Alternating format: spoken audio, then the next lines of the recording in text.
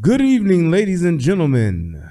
This is the Relationship Rehab. I am Brian Redmond, and tonight we will be discussing the whole entire saga of the Meghan Markle, Piers Morgan, Sharon Osbourne, and Cheryl Underwood. Yes, I left Cheryl Underwood's name off of the title because she's just not as big as the other people, and I was running out of space. So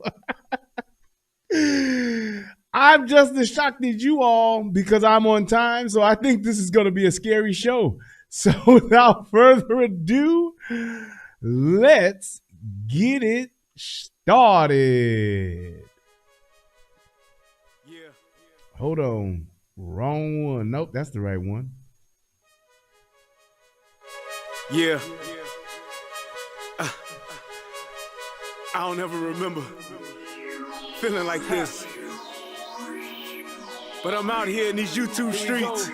So I want you to get your fingers. I don't know what you're doing. I want you to get your mouse. I want you to check me out.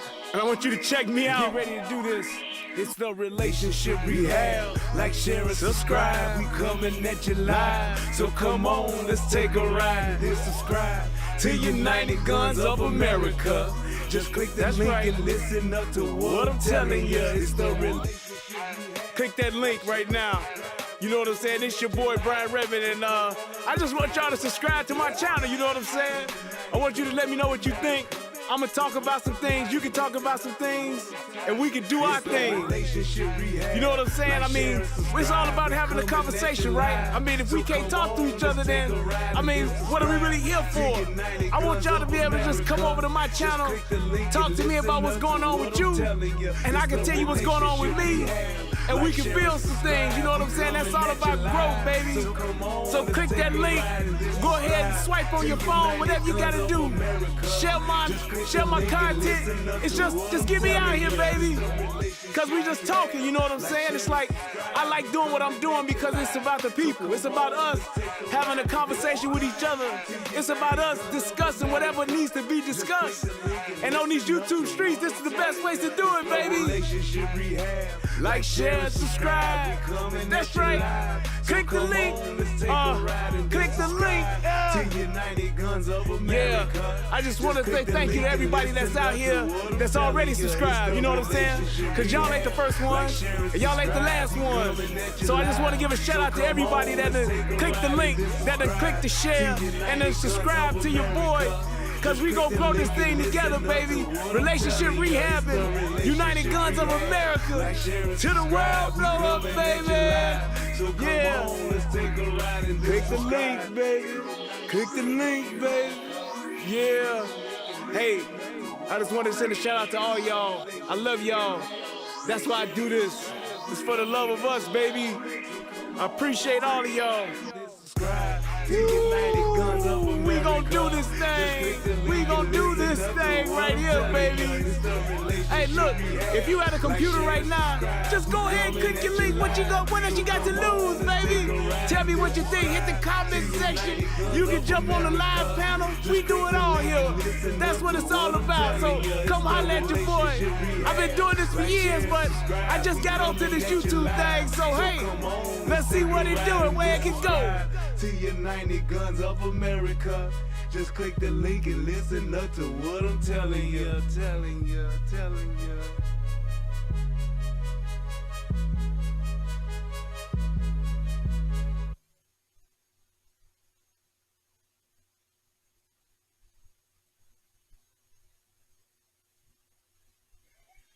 I can't believe I removed that. Oh my God. Give me 2 seconds. There we go. Jesus Christ. What's going on, everybody out there in the internet world? It's me, Brian Redmond, also known as the Relationship Rehab. And I need you to do two things. What are those two things? Subscribing to both my channels. I need you to go to the Relationship Rehab, subscribe to that channel, and then I need you to go to United Guns of America and go to that channel. Now you may be asking, why would I do that, Brian? Because it's two of the hottest channels on the internet. Come over there, give me your thoughts, give me your opinions, have conversations, because that's what it's all about. We talk about some of everything: politics, relationships, guns, law enforcement, community stuff, anything that's happening. I'm willing to have a conversation about it, so come on over. You don't got nothing else to lose, and you ain't got nothing else to do. So come to my channel, subscribe ASAP, and join in on the fun. Twice the entertainment, 2 channels, twice the fun. Come on and have a funky good time with your boy. Peace, and I'm out. Peace, and I'm out. What's good, everybody? It is that time again to do what we came to do. Click the like button on your way in the door. Click the share button so somebody else can join in, and we are going to get started. But before I do that, I forgot to do something like I always do. But I did start on time, so I'm really shocked myself. I usually don't do that, but today I did, so it's a little scary. That's why I'm telling you, I don't know how this show gonna turn out, but we are definitely on to something different, and we're doing something new because I was on time, and I was shocked. I was like, am I actually gonna start this whole time? Really? I am. I was just, I was. It was shocking. I'm like, I can't believe I'm about to do this. And there it is. So I am here. All right, guys. So I would just like to take a moment just to say that this has been one of those shows, or this has been one of those things, like when I'm doing the research for content and stuff like that, when I pick a show that I'm going to do, I'm just like, man, what exactly am I gonna talk about? What's gonna be my perspective? What's gonna be my point of view? And as I'm researching this stuff, it usually just comes to me. This was so odd to me, and I really tried to see it from both sides. I really did, and I think I did. And it was just one of those things to where I was just like, I was so shocked at where this went and how far this has gone, to just say, people in today's culture, we have this thing to where, and it's scary that we are just like running with everything. Somebody says one thing, we don't try to figure it out. We don't try to research it. We don't try to get no extra information. We hear one thing and we gone into the world as we know it, and that's it. And this is one of those cases. But with that being said, it kind of made me even more inspired to do this show, because what's going on here, it's going on everywhere. And nobody is like really speaking out about it, or speaking up about it, or speaking up against it, I should say, because everybody's, it seems to be like afraid. And I don't understand how we've gotten to that point. If we're not going to say what's right, then what are we doing? Like, everything that happens to us is kind of like we deserve it. And that's just how I feel about it. So when I saw this, I was just, because me personally, I really don't care about the whole royal family and all of that. I cared more about the fallout from this that, the people have had to endure than I actually did about the whole thing. Even like that whole royal wedding and all that kind of stuff, I personally thought that was just like too much. It was too damn much. Different drink tonight. I don't know. It's kind of better. I made it earlier and it was a little too strong, so I had to pour it into a little bigger cup to get a little more juice in there. But it's different, but I think it's kind of tasty. I think it's growing on me. But we'll see how it goes. Either way, I'm just saying that I want us to get back to a point to where we can actually disagree and it not be the end of the world. I'm just saying, you're talking baby steps. Now, I want to get to a point where we can just say whatever the hell we want to say, and our words are just our words. As long as I ain't hurting nobody, I should be able to say what I want to say. I should be able to do what I want to do. If I'm physically hurting you, no, then shut up and let me do what I'm doing. That to me is just one of the key components to just freedom. You have to be able to do that. We have to be able and get back to a space to where we can respect what each other's opinions are as just that. Whatever people decide to say, whatever people want to do, if it's not physically hurting you, you need to be able to do it. And those that don't like it, just move on.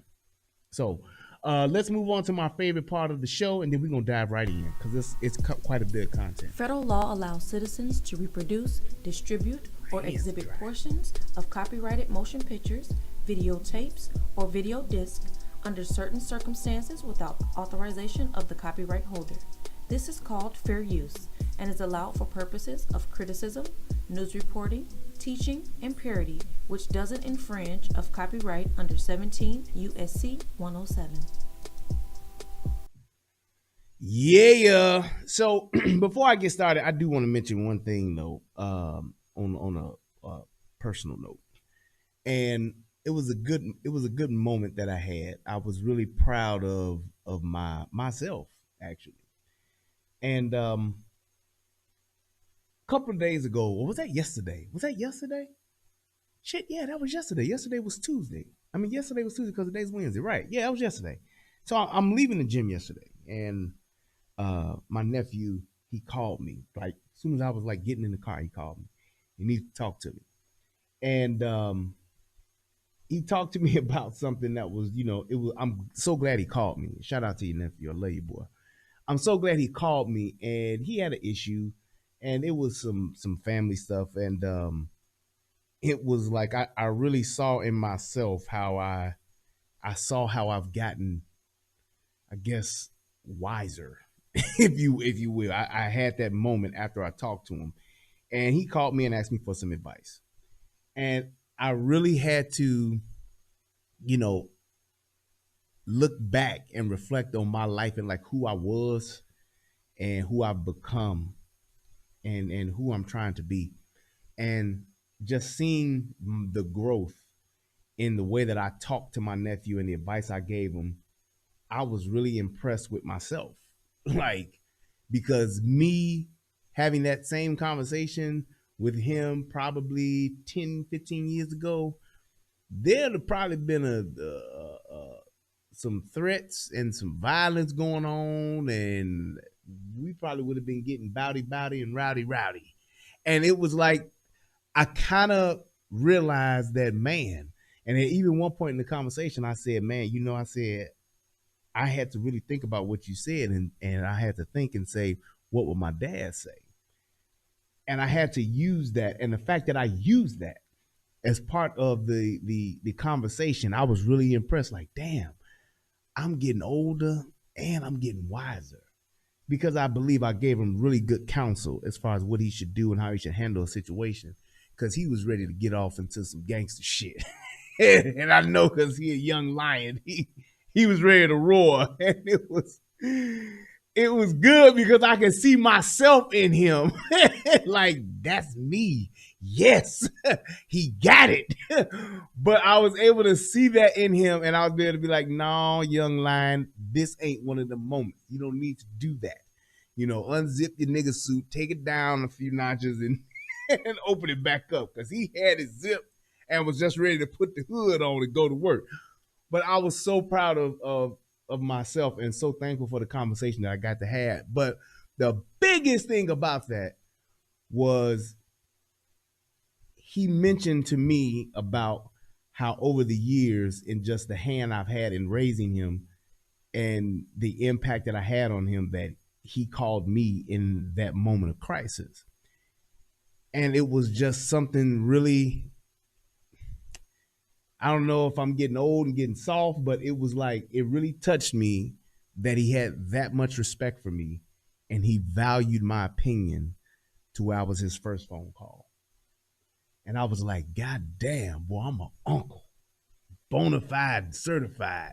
And I thought about that because of my uncle. My favorite uncle, my Uncle Chubby. Definitely my favorite uncle. Just what he's done for me as an uncle, and as, over the years from a kid, through my young years in life and just adult, he was the epitome of what an uncle is. And I'm trying to live up to that. And the fact that my nephew called me in that moment of crisis and like I was able to actually help him, it was touching. So it's like I said that to say this: men, fathers are extremely important, and so are uncles, so are cousins, and all that good stuff. But men, always make sure that you're reaching out to those younger men that are around you, your nephews. Talk with them, because, and not just when shit is bad, talk with them, you know, often. Have a relationship with them, because you never know what you living your life and them seeing that, and the advice that you give them as young men growing up, you will never know what that impact will have on them. And it's like, to kind of see that come full circle, it was really like, wow. I saw that with, you know, just with what I did when I was coaching in Little League, you know, and I coached Little League baseball for 20 some years. And it's like the impact that I had on just doing something that I love and being there for some kids. It was like, it was something that really, really, really, like, I saw the fruits of that labor. I saw kids come back to me, you know, 10, 15 years later and be like, man, coach, thank you for what you did. And even inspired some of them to follow in those footsteps and become coaches themselves. So just wanted to drop that nugget to say, hey, man, you never know who's watching you. And those that you do know that are watching you, it's extremely important that you invest in them. Invest your time and your energy and your resources in them, because you never know what you can actually do for a young man or a young woman that's around you. So with that being said, let's go ahead and let's move on and let's get it started. So for those of you who do not know or have not seen, a while ago, Meghan Markle, who's married to Prince Harry, they got married 2018, I think. So it's been almost about 3 years. They got married. And so with them getting married and they got a kid now and all this kind of stuff, Meghan Markle and Prince Harry decided to move out of the royal family, essentially move away from the royal palace. They left England and went to go live in Canada. Oh, Canada. They went to go live in Canada. Now, with that being said, they kind of like left the family. They kind of like said, you know, fuck all this. I'm out. This royalty shit. Now I try not to cuss. All this royalty stuff, I'm out. I ain't doing this no more. Peace. We gonna live our own lives. And with that being said, they kind of like said, okay, well, y'all want to go do that? You know, we gonna cut you off. Go ahead. Do what you do. And with that being said, they actually went and did an interview with Oprah Winfrey. And in that interview, Meghan Markle talked about how when she was pregnant with Prince Harry's child, young Archie was in her womb growing, she had to deal with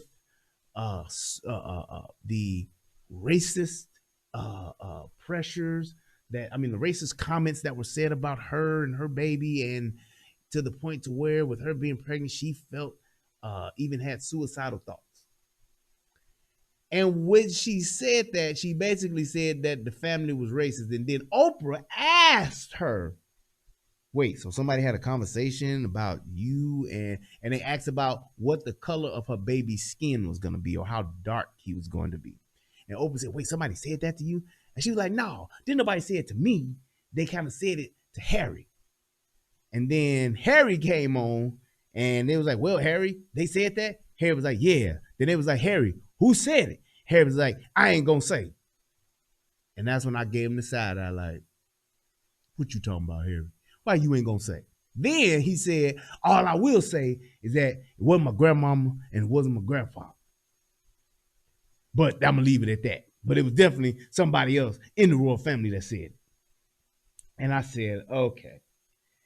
So then I had to put on my bullshit sniffing detectors and say, yep, I smell bullshit. Oh, God damn it, I almost knocked over my bullshit side.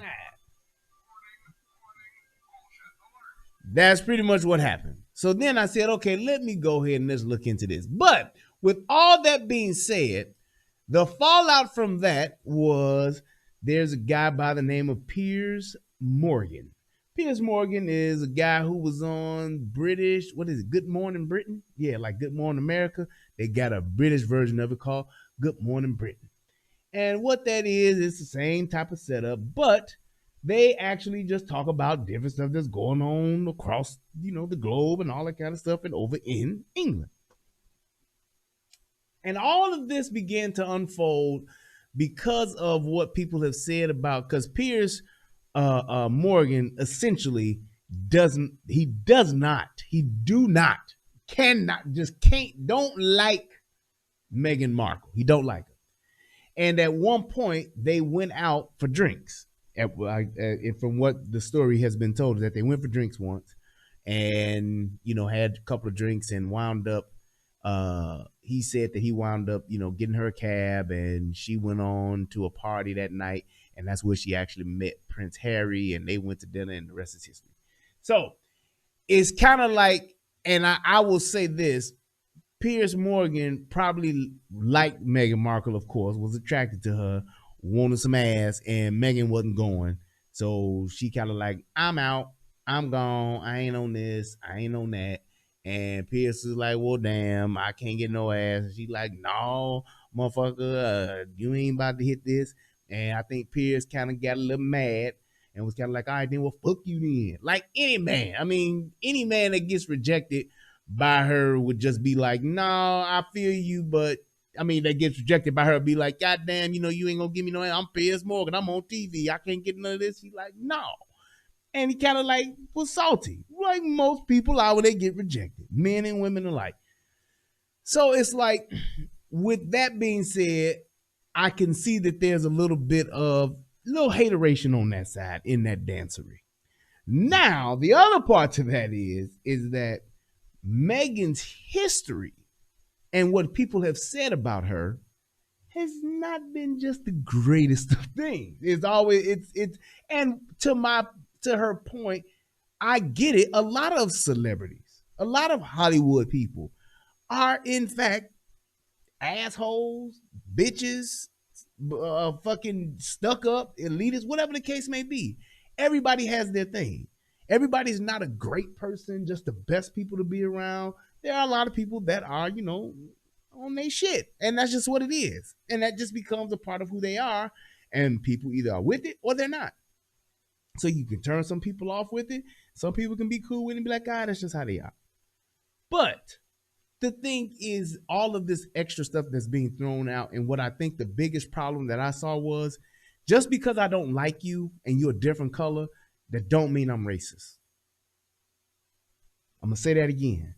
Just because, and from a white person's perspective, just because a white person don't like you and you are a black person, that does not make them a racist.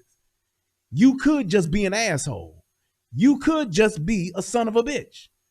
You could just be a very unlikable person. That's just possible. And the fact that that's not even being considered in this is what's really shocking to me. And for those of you that's watching this, go ahead, please click the like button and go ahead and share this, and definitely leave your comments. I see them. And we're going to go ahead and we're going to get into this, and I'm going to try to walk this on down.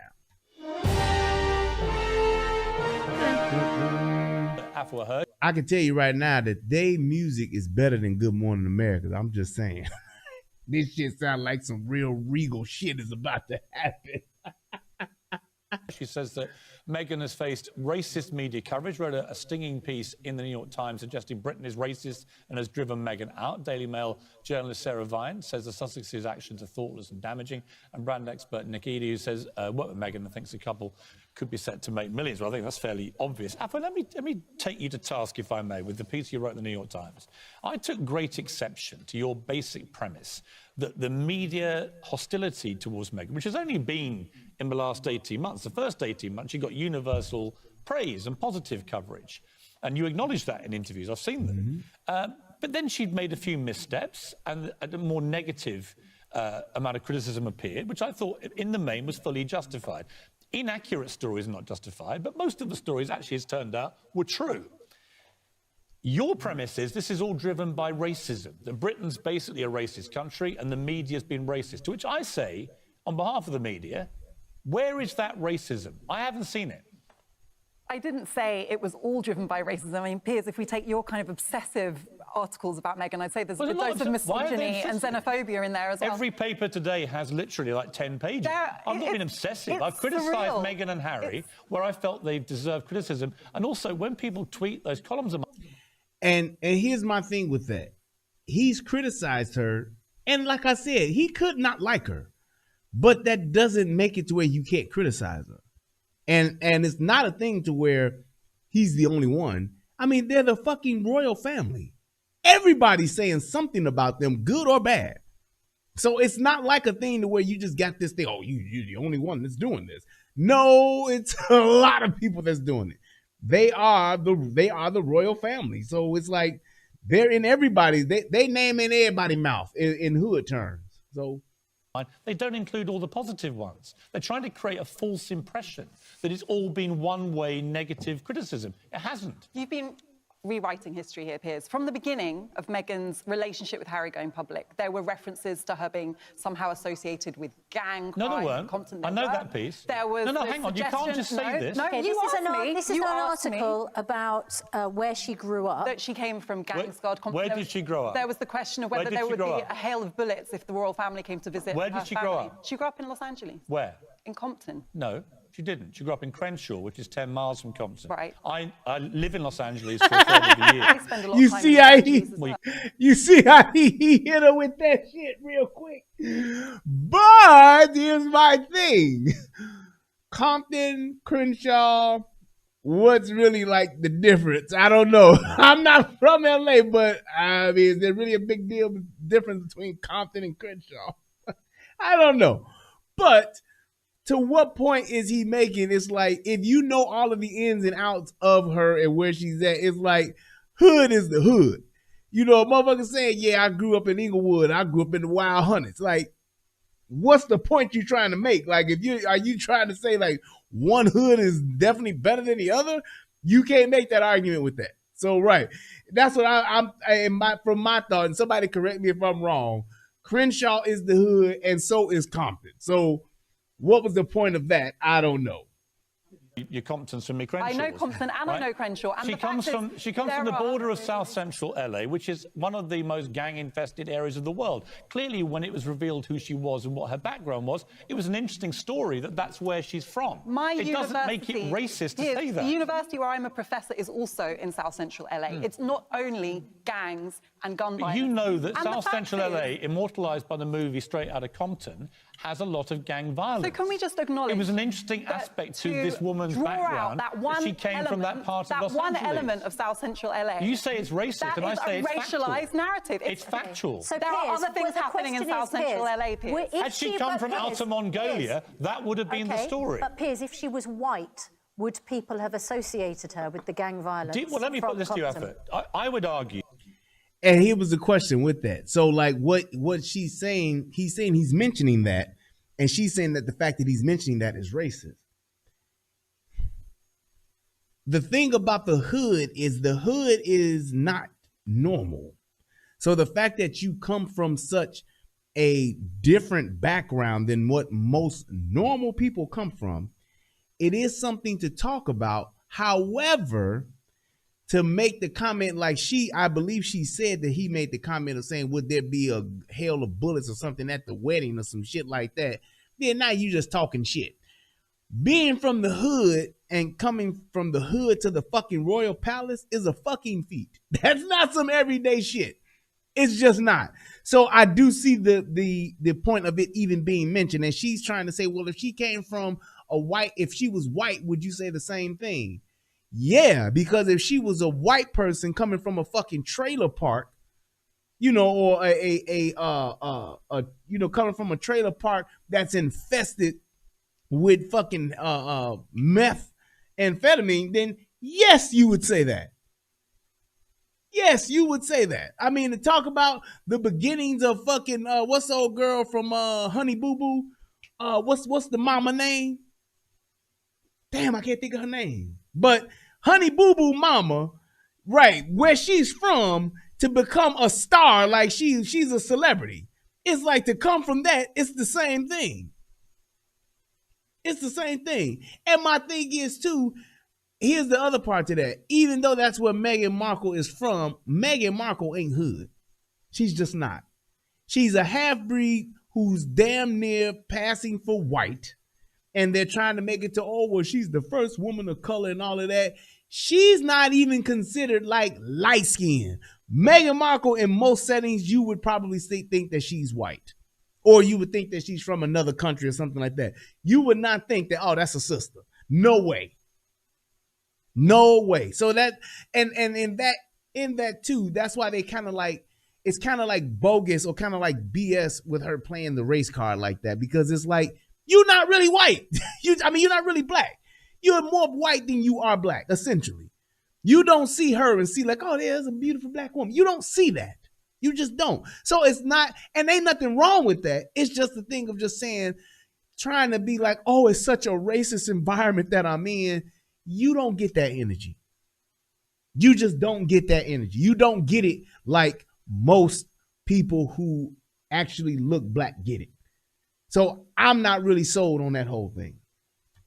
Parker Bowles, Princess Diana and Fergie all got 10 times worse coverage in the media, as long as it was good coverage, 10 times worse than Meghan Markle. And a clear example I would give you of how far the media have gone to actually protect Meghan Markle, look at the 6-week holiday they had in Canada. Not a single paparazzi picture, no intrusion, allowed to do their thing. And they responded to this, as they did when the press were incredibly positive about their trip to South Africa, with a torrent of negativity and their new media rule book, which only involves having people who are going to suck up to them. I just find this surreal. There have been allegations that she's associated with very racialized forms of crime. There have been discussions about her exotic DNA. Her newborn baby. Is her DNA not exotic by royal standards? She was the first mixed-race person to ever enter the royal family. This is the context. Why is the word exotic? Why do you take exception to the word exotic? Because it others her and associates her with a history. She's an So it's like, I guess my thing is, they kind of acting like this woman is like the Jackie Robinson of she's got like Jackie Robinson in this instance of the royal family. And it's like, it's not. But here's the other piece to that. In all reality, in all actuality, and just being real with what the situation is, she is the first half-breed woman of color, and for those of you that want to say she's black, she's the first one ever to be in the royal family. She's married into the royal family. And here's the double-edged sword with that. Number one, if you are so conscious about who you are as a woman of color, as a black woman, or whatever the case may be, why would you go and literally marry into the epitome of whiteness? It don't get no whiter than the royal family. I'm just saying, all of that, Prince Harry, I love him so much. He's such a good person. I've fallen in love with him, regardless of the fact that he's dressed up like a Nazi, regardless of the fact that he's worn blackface. I just love him so much that I am going to now marry into the whitest of the whitest family in the world. Tell me a family on the planet that is whiter than the royal family. This is white. It don't get no whiter than this. It just don't. Royal family says so white they bleed mayonnaise. Right? It's like it doesn't get any whiter than this. So if you're that conscious or self-conscious, or you feel as though you don't want to be discriminated against, why would you marry into the epitome of whiteness? I'm just saying. And here's my thing. You can't, I know somebody gonna say, well, you can't help who you love. And she actually did love him. Fine. Marriage, you're not just marrying the person, you are marrying their family. Take that note down from the relationship rehab himself. Anybody, no matter how fine she is, no matter how good the coochie is, no matter how good the penis is, all that stuff aside, you're not just marrying that man or that woman, you are marrying their entire family. That's what it is. And with that being said, you would have to expect some form of curiosity, and let's just go ahead and give it to them and say there would be some form of racism. If my daughter got married to David Duke's son, or got married to one of Joe Biden's sons, I would expect for them to be some type of racial comments to be made. I would expect for some type of treatment, different treatment. I would expect that. Why? Because that's what they are from. They are white. They don't know black. Just like black don't know white. If I went to go have dinner at the royal family, I guarantee you that I would not have a good meal. I would already expect it. I'm going to expect some bland ass chicken. I'm going to expect some fucking eggs Benedict or some shit with some fucking hollandaise sauce. I'm going to expect some mayonnaise on just a sandwich and some watercress and all that. I'm going to expect a bunch of shit that I don't eat. So you know what I'm going to do? I'm going to go to KFC in the UK before I go there. That's what I'm going to do. I'm going to eat before I go. Why? So I got something on my stomach and I ain't starving. Because I know what that food is going to be. It is, and you can say over in England, some of the best cuisine in the world, all that may be true. But it ain't going to be like back home. If I went there and I saw some fried chicken on the menu, I'd be like, you see, you racist motherfuckers. But I would understand that they would put it on the menu to try to make me comfortable, not to try to say, I wonder if he gonna eat it. You know why? Because white folks like fried chicken too, y'all. Mm-hmm. Yes. All that shit that we eat, they like it too. Now, if they told me all we got is watermelon and fried chicken on the menu, I'd be like, you racist motherfuckers, let me at least taste the watermelon because I want to see how sweet it is. That's what I would say. But my thing is, I'm going to expect that. I'm going to expect it because there, and this is the thing. This is the reality of just what people deem to think is racism, what they tend to think is racism. There is a curiosity to being black, just like there's a curiosity to being white. There just is. And the fact that that exists and for people to not acknowledge it, it's baffling to me. You have to expect that. I have been in situations where I have been the only black person in a room. I've been in situations where there have been 300 white folks and it's been about 20 black folks. I've been in those situations, but I understand that yes, it's some people in this room that just ain't gonna like my black ass because I'm black, because of how they was raised, because of whatever experiences they had with black folks. They don't like niggas, fine. But then there's a good portion of people that's gonna like me just because I'm different and I'm black. And then the third part is there are going to be a large majority of people that are going to be curious about me because I'm black. I'm different. It's just like when niggas in the hood see somebody that's foreign or what niggas now call exotic. She from wherever, Joe. You look at something that's different and you're going to see that different thing and it's going to be intriguing to you. Just like how we do with light skin. Just like I can tell you this, people that are different, especially amongst black folks, they get the most attention. I always talk about how people literally like motherfuckers when my wife posts something about our son, because our son is light skinned and he has gray eyes. Everybody and their mama always got something to say. Oh, he's so cute. Oh, he's so handsome. Oh, he looks so cute. Oh, those eyes, they so. That's expected. Because in the hood, you don't see that often. Amongst black folks, it's not common.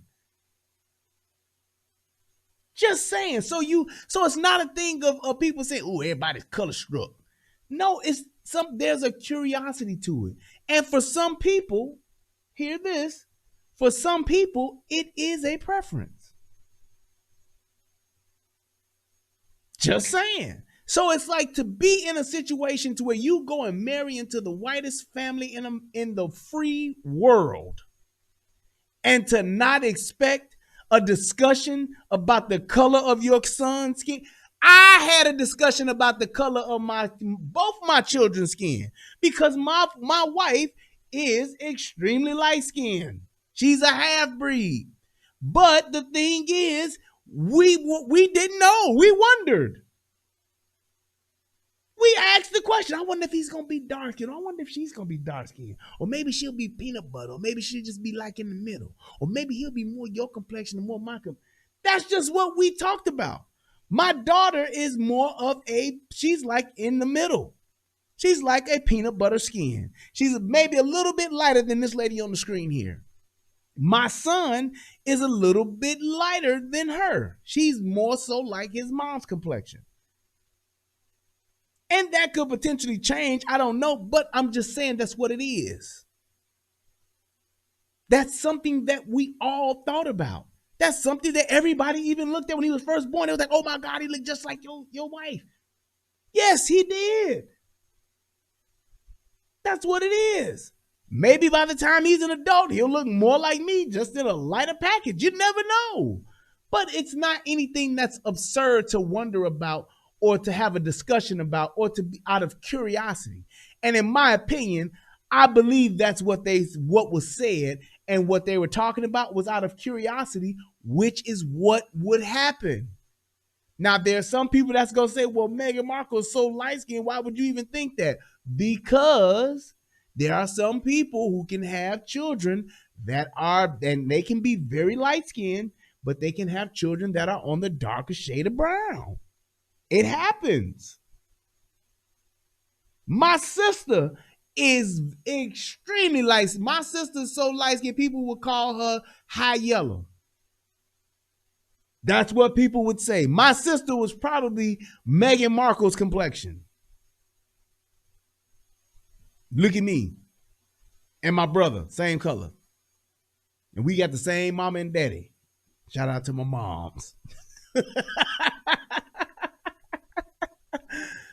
But I'm just saying, that's what it is. Joining a white royal family. As other and the word exotic is not derogatory. Well, listen, I'm a woman. You can't just say these things are racist when they're not. I'm telling you, as somebody who's lived the experience of being a person of African heritage in this country, that there are narratives that are regularly used. You see racism by in people everything. like you. No, I don't. No, but are you accusing me of being racist? I'm saying that the narratives you're perpetuating, yes, they're racist. People. Really? Where have I been racist? Where have you been racist? Tell me. I mean, I come on here usually to discuss debate. Name one example of me being racist. On the side of racism. No, you can say it, but then you have to prove it. Where have I been racist? What do you think about the British Empire, Piers? Huh? The British Empire. What do you mean? What do you think of the British Empire? What do you think about it doesn't exist anymore. Do you think that it was positive that Britain went around the world? Now, this is where I said, this is what the fuck I'm talking about. He asks a very direct question. And most people who and shout out to Thomas Sowell, most people who I call race hustlers, they do this exact thing. You ask them directly and say, hey, what did I say that was racist? Or what is so racist about what I said? And they cannot tell you. She clearly could not say it. And that's the problem with the whole racist thing. People just say it just to say it. And when you say, well, tell me what it is that's racist that I said, they can't tell you. Well, what do you mean? The whole thing. Tell me specifically what I said, what was racist. What have I said that was racist? And what did she do? She came back with a question. What do you think of the British Empire, Piers? What the fuck does that have to do with me being racist? If I think the British Empire is the greatest empire ever on earth, that's my opinion. How is that racist? What, because I don't shout out Shaka Zulu and what the fuck he did, I'm racist? What kind of response is that to the question that he asked, which was very direct? Tell me what I said that was racist. Here's a racist comment. You don't let black people walk on your grass because black people get salt in the soles of their feet and it'll kill your grass. That is some racist shit. People used to think that. You don't let a nigga walk on your grass because they'll kill your grass because black folks got salt in their feet. That is a racist comment. That is a racist statement. You never let a dark-skinned nigga into your house because dark-skinned niggas, they got evil spirits on them and they'll put hoodoo on your whole inside of your house. You don't never let them inside. Yes, no brash. You need to stop walking around on your front lawn barefoot, you son of a bitch. Do you see that? So if I was to say that and somebody said, man, what you said was racist as fuck, me being a black person, I would then expect you to repeat back me saying that. Hey, right, angry man, you know what they call watermelons in the South? Nigga apples. Hey man, this guy over here, what you got there? A couple of nigga apples in your back pocket? Hey, sir, I know you just walked into the restaurant, but I wanted to let you know we're fresh out of nigga apples. That's a racist statement. The fact that you think that when I come into a restaurant, I'm looking for fried chicken because I'm black, or I'm looking for nigga apples, then there you go. That's a racist statement. Everybody, nigga apples, watermelon is not directly related to black folks eating, only black folks eating watermelon. So you see that? That's a clear and cut, hey, this is what you said, that was racist. That's it. Now, when it comes to facts, that's not racist. That's a fact. Black folks commit the most violent crimes in the country. Black folks shoot the most people in the country. That's a fact. That's not racist. Black folks have the most drive-bys than any other race in the country.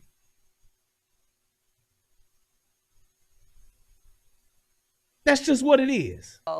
Trying to so let's listen to that again. The side of racism. You can say it, but then you have to prove it. Where have I been racist? What do you think about the British Empire, Piers? Huh? The British Empire. Huh? Well, what do you mean? What do you think of the British Empire? What do you think about the it doesn't British exist anymore. Do you think that it was positive that Britain went around the world trying to civilize people that regarded as savage? I think it had positives and negatives, as I've always said. And what do you think is the legacy of that project of telling people of Africa? Here's the thing. Because what she tried to say was what the British Empire did, going around the country on the crusades, literally, taking over motherfuckers, telling them they're trying to bring them into civilization. They're trying to civilize them. They're not the first ones. Have you ever heard of the Persian army? That's the nature of the world.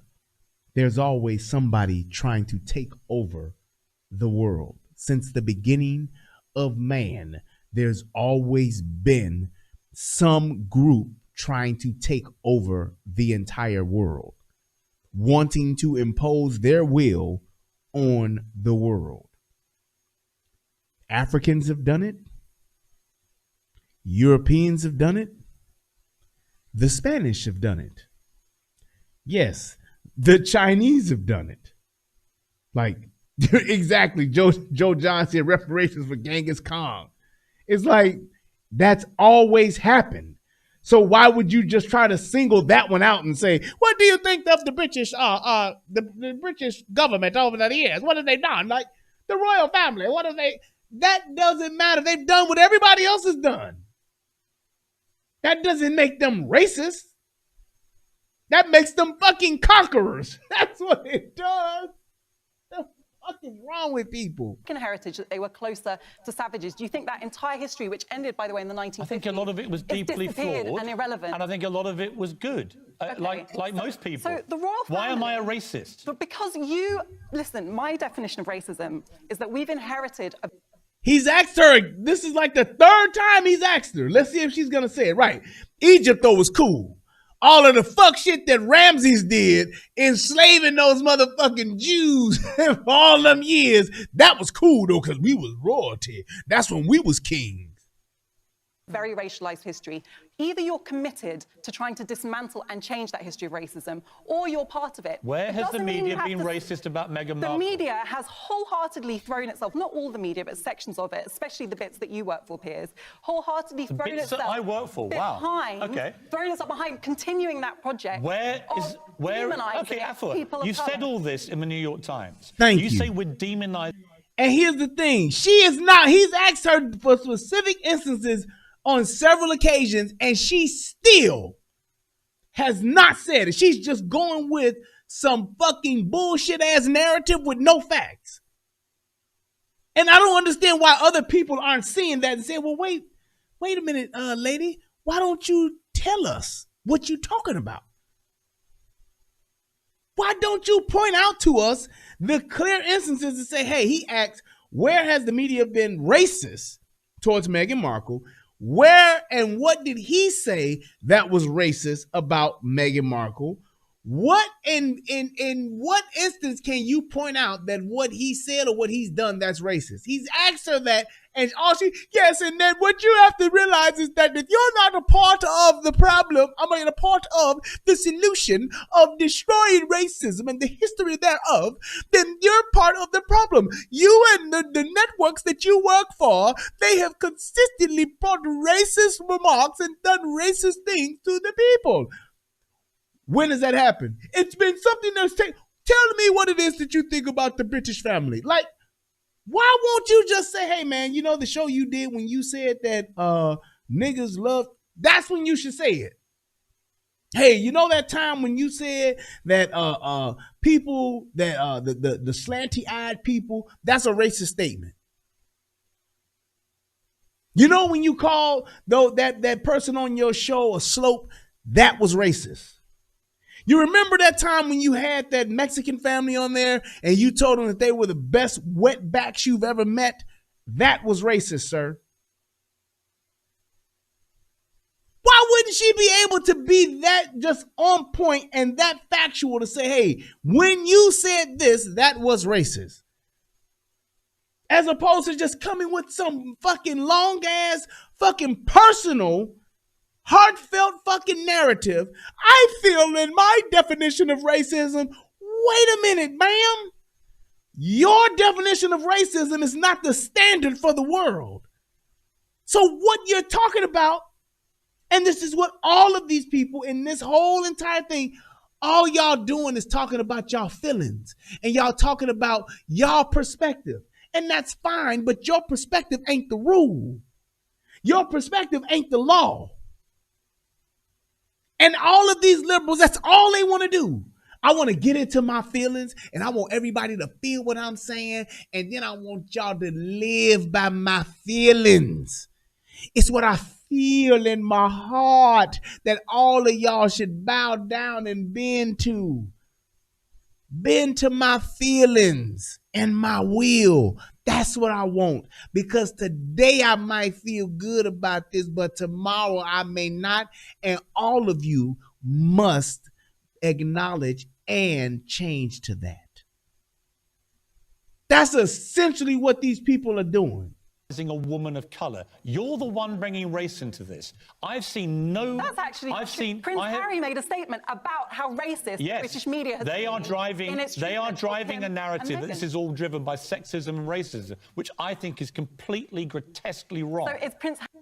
And that's true, because here's the thing: these motherfuckers left the family, and now they broke. That's why they got $7 million for doing an interview. But nobody wants to talk about that.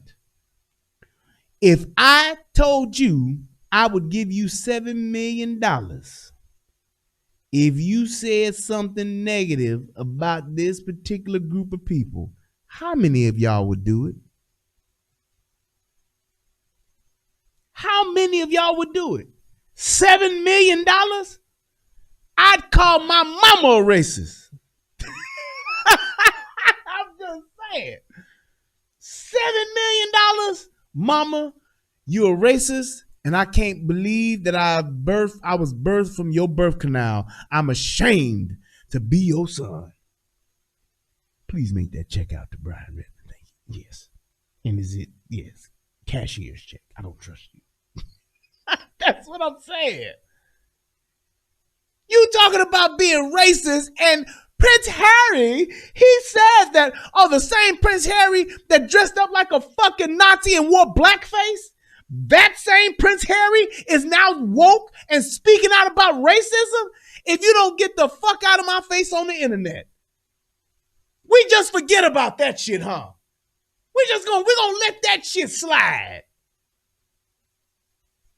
We gonna just let all that didn't happen. I'm just saying that didn't happen. It's the same shit people did about Joe Biden. Joe Biden went and eulogized a fucking certified, bona fide Klansman. And nobody said a thing. Well, people can change, man. People can fucking change, dude. I'm just saying, man. Trump a real racist, though. What? What? This motherfucker went and did the eulogy. That means he talked about this man's life because of the impact he had on him and others. He was his mentor. But you're going to be okay with that motherfucker, but Trump's a racist? Man, what he did back in the 80s with the Chicago 5, man, that was bullshit, man. That's some racist ass shit, man. And this nigga here is eulogizing the Klansman? Are you serious? Are you serious? This is the same thing. Everything is racist. I think he's being encouraged to, yes. By people like you. And this is another racist by people like you going to the New York Times Times and basically telling the Americans that we're a racist country driven by racist media, and that's what this is all about. Do you not see anything wrong with you? You can't name a single example. I've just given you 3 or 4. No, you haven't. No, you have not, you lying bitch. You have not. Did you see how quickly she just turned that? I just given you like 3 or 4. I just did it for quite a bit of time here. I just gave you 3 or 4 instances of your racism. No, you haven't. He's been asking for the past 3 or 4 minutes for you to actually tell me. But you can't. And you know why? Because they don't exist. You aren't even good enough to even make some shit up. You're just literally talking about, you're literally making generalized statements. That's it. How do you say that lie that quickly right in that moment? I just gave you 3 or 4. No, you did not. Ma'am, I've been asking for you to give me 3 or 4 instances, direct questions that you have not answered. Should we go through them? Well, the straight outta Compton was one of them, Piers. She's related She literally to gang crime. comes from, as the Mail put it, nearly straight out of Her Compton. baby compared to a baby chimp. And when people like me said that was a racist joke, okay. then people like you said that wasn't racist. Danny Baker was a BBC broadcaster who said, and I have no reason to disbelieve him, he had no idea about the background to Meghan Markle. That she had African heritage. Danny Baker is not remotely racist, as anyone who knows him knows, right? Danny Baker was unceremoniously beaten up on Twitter. Within 7 minutes, he deleted it, so I'm terribly sorry. I had no idea. Did you acknowledge? Now, if he said that their baby looked like a monkey, or whatever, if he compared that baby to a monkey, I would say this. Because we had this instance back with what was that clothing company that did the monkey outfits? I can't think of what it is. I can't think of the clothing company. But the clothing company that had the monkey outfits and had the kids in the monkey, the black family, and it was in monkeys. And they was like, oh man, that was so racist. Here's my thing. I have personally witnessed white people refer to their children and other white children as monkeys. I have personally seen that. I have witnessed it at multiple daycares, in multiple children's settings. I've heard white folks refer to their own children and other white children as monkeys. Now, if that is racist, then you have to explain to me how so when I'm calling myself that. So it was H&M. Okay, thank you. I'm open to that understanding. If someone can explain that to me, to say, well, yeah, Brian, that is racist, and you called the black kid, that she called the black kid a monkey, then that would be something that I would need to see so I could say, okay, well, explain to me how that is. If people are calling themselves, being white, their children monkeys, and then they turn around and call other white children monkeys, can somebody explain to me how that is racist? That's what I really need. I really need that clarity right now. Here's the opportunity for it. So you can look in the chat and you can say all that other BS all you want to. Y'all see I'm really trying hard not to curse. You can put all that BS into the chat and try to tell me any other way how it is racist. If you tell me that calling a kid a monkey is racist, then that means, and here's the other part to that, we're talking about not using the word monkey. So we're going to call, I guess, the zoo. When we go to the zoo, we'll call them apes. When we refer to small apes or the baby apes, that's the word that we need to use. Because then what you're saying now is that we need to move off of that word and use something else. So that's what I'm saying with that. So I could see, hey, you if you say that the word monkey or somebody calling a black baby a little monkey, if that's racist, then that's one thing. Just like, do y'all remember Howard Cosell? And I forgot the dude who was running on Monday Night Football. Howard Cosell was a commentator, and he was commentating on Monday Night Football. And a guy, I think, ran back a kickoff. I can't remember the guy's name. But the dude was bow-legged as hell on everything. He was bow-legged than a motherfucker. And he was running the ball back for a touchdown. And as he's running, he's dusting everybody. I mean, this dude is gone. He to the house.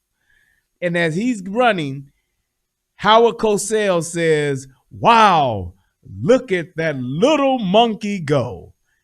And that sent black folks into an uproar.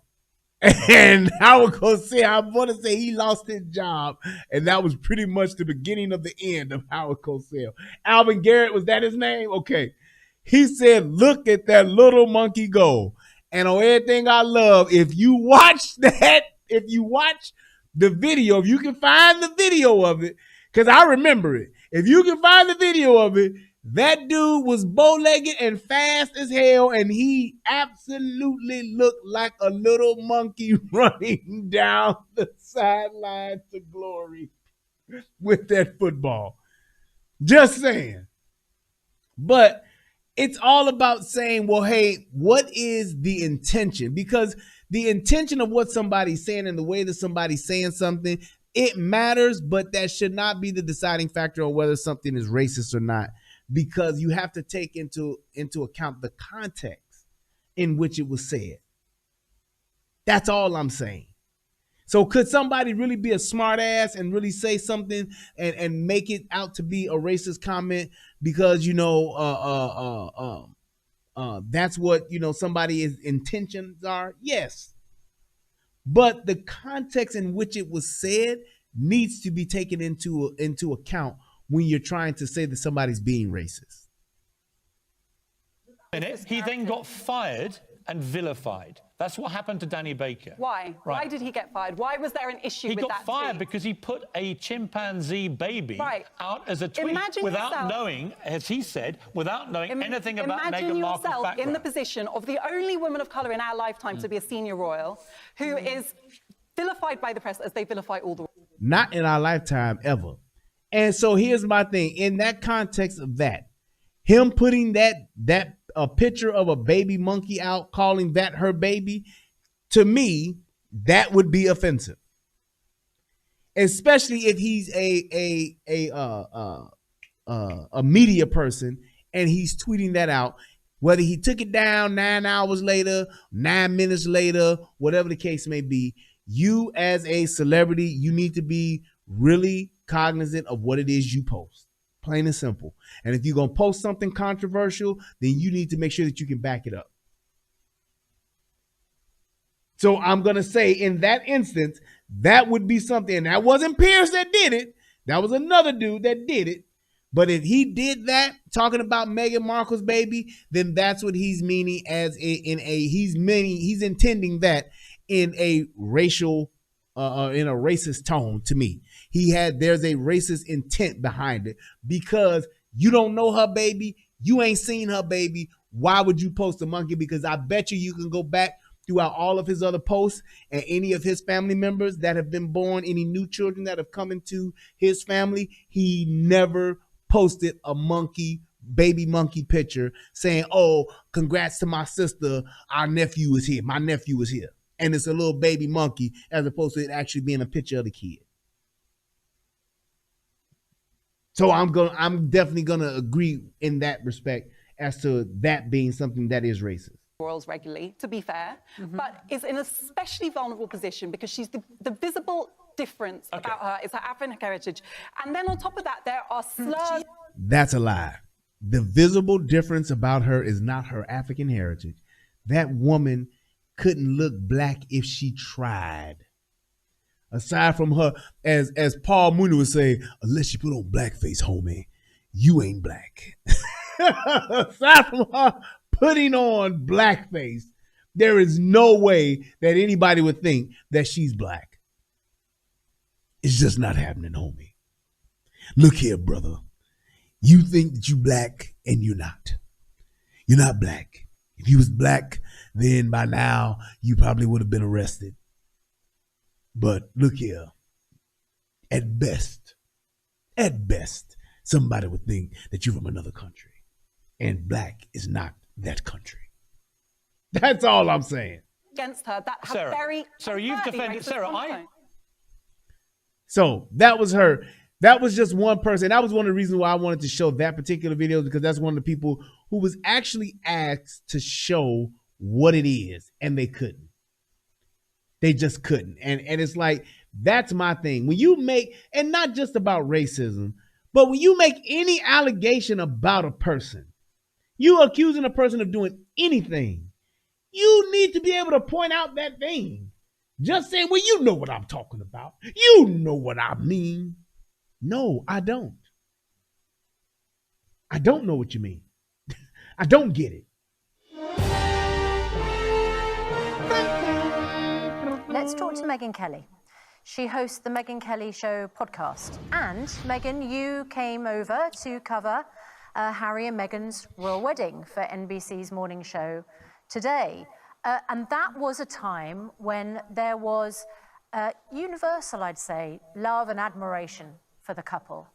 But they say it all went downhill from there. And, you know, she has made some pretty explosive accusations and allegations, not just about the royal family, but about the impact that it had on them. Will they get sympathy or criticism over in the States, which loves the royal family? What do they feel about the couple? I think over here it's breaking down by party. The more conservative-leaning people are against them, and the more liberal people are for them and against the monarchy. So it's sort of the same today as it was yesterday. But I'll tell you, just watching it myself, and I was one of the people on the streets rooting for them, delighted that this was happening, right? It was exciting. She was an American. She's a person of color. It looked like the modernization of the British monarchy. The British people adored her. I saw them. I interviewed them. But what I saw tonight was somebody who was totally unself-aware. I mean, completely unaware of how she sounded, right? Like, I wasn't planning on saying anything shocking, except for my husband's racist family almost drove me to suicidal thoughts while I was pregnant with my baby. And by the way, I had no idea what the internet said about Harry. Nobody believes that. And I thought... And here's my thing, too. I'm going to say this about Meghan Markle. One of the things that Meghan Markle, and my whole opinion about Meghan Markle is this.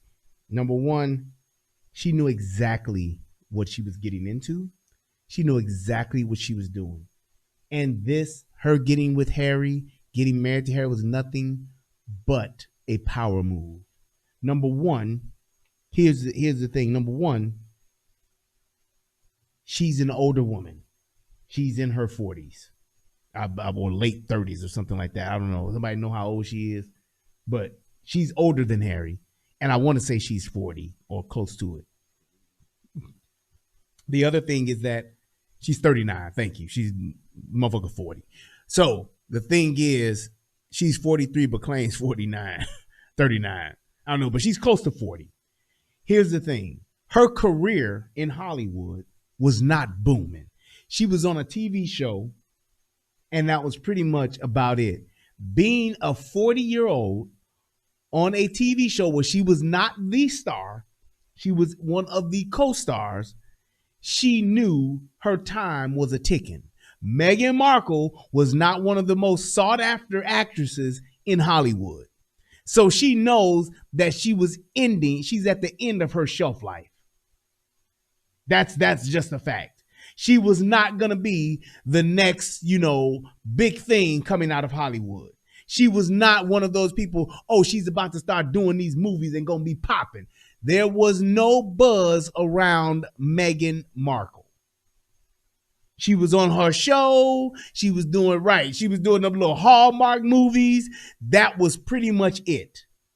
She was not a true up and coming on the rising star. She just wasn't. And I ain't knocking her for that. Her career is her career. But it benefited her more getting with Harry than it would be doing what it is she's doing in Hollywood. Because the clock was a ticking. She was considered what people in Hollywood considered old. And the fact that she wasn't popping, the fact that she wasn't just an outstanding actress, the fact that she did not have her very own show, she was just on shows, it actually was a great move for her to get involved with Harry. Just saying. And Harry, being a younger man, being, hey, he got that thing whipped on him. She put everything that she was into him and into their relationship. She roped him in to get him. The other thing is she has a look, and hear this, she has a look of being just a sweet, wholesome girl. But you can't be in Hollywood like that. You can't be out in the world like that, coming from Compton, coming from the background that she came from, and ain't got a little bit of trifling in you. You just can't.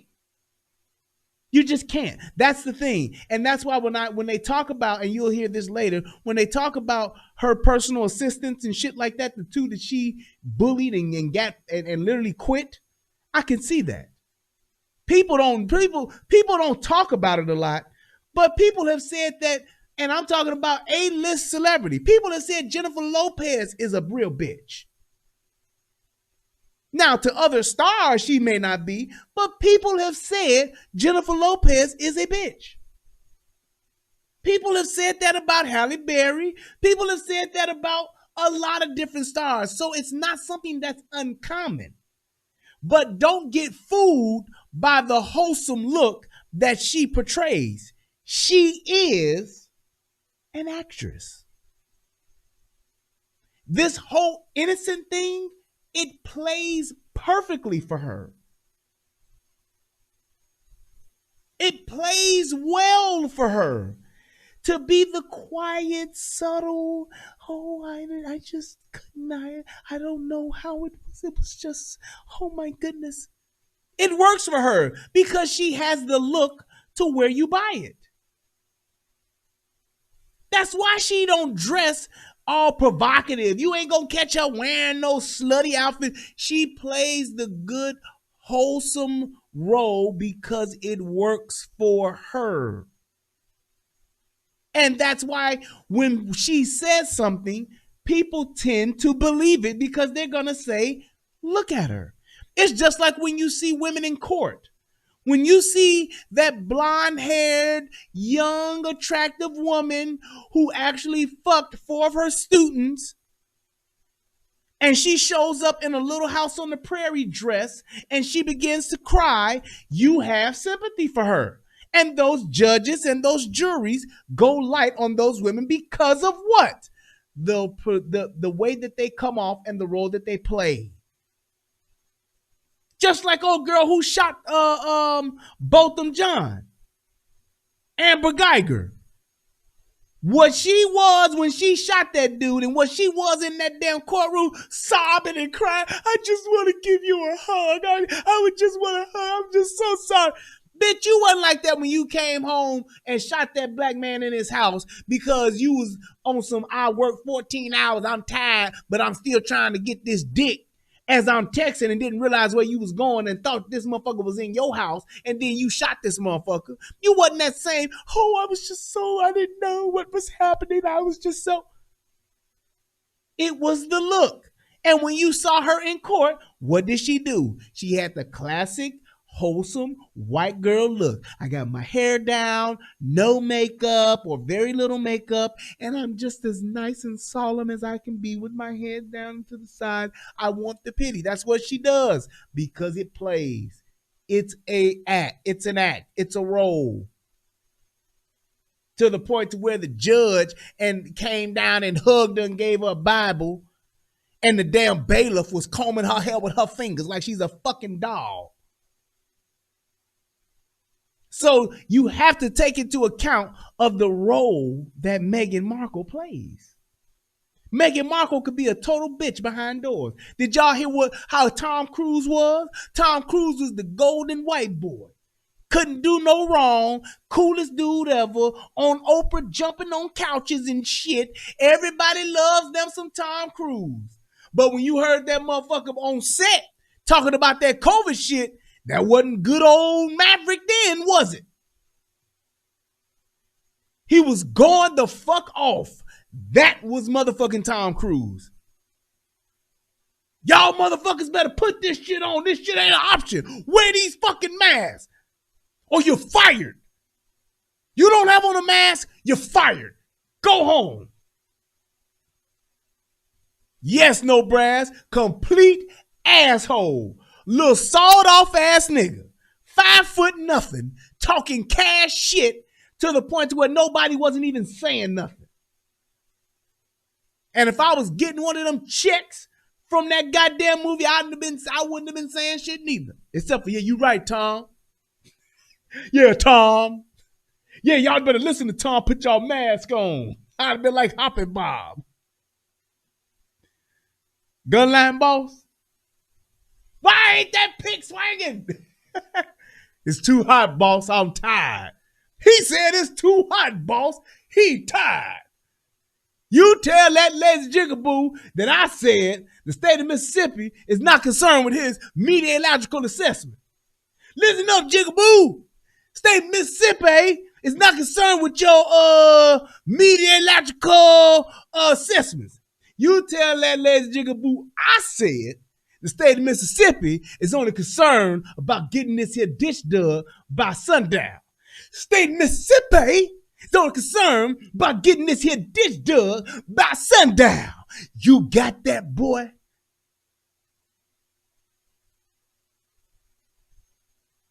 That's exactly what I'd have been doing. Gunline boss.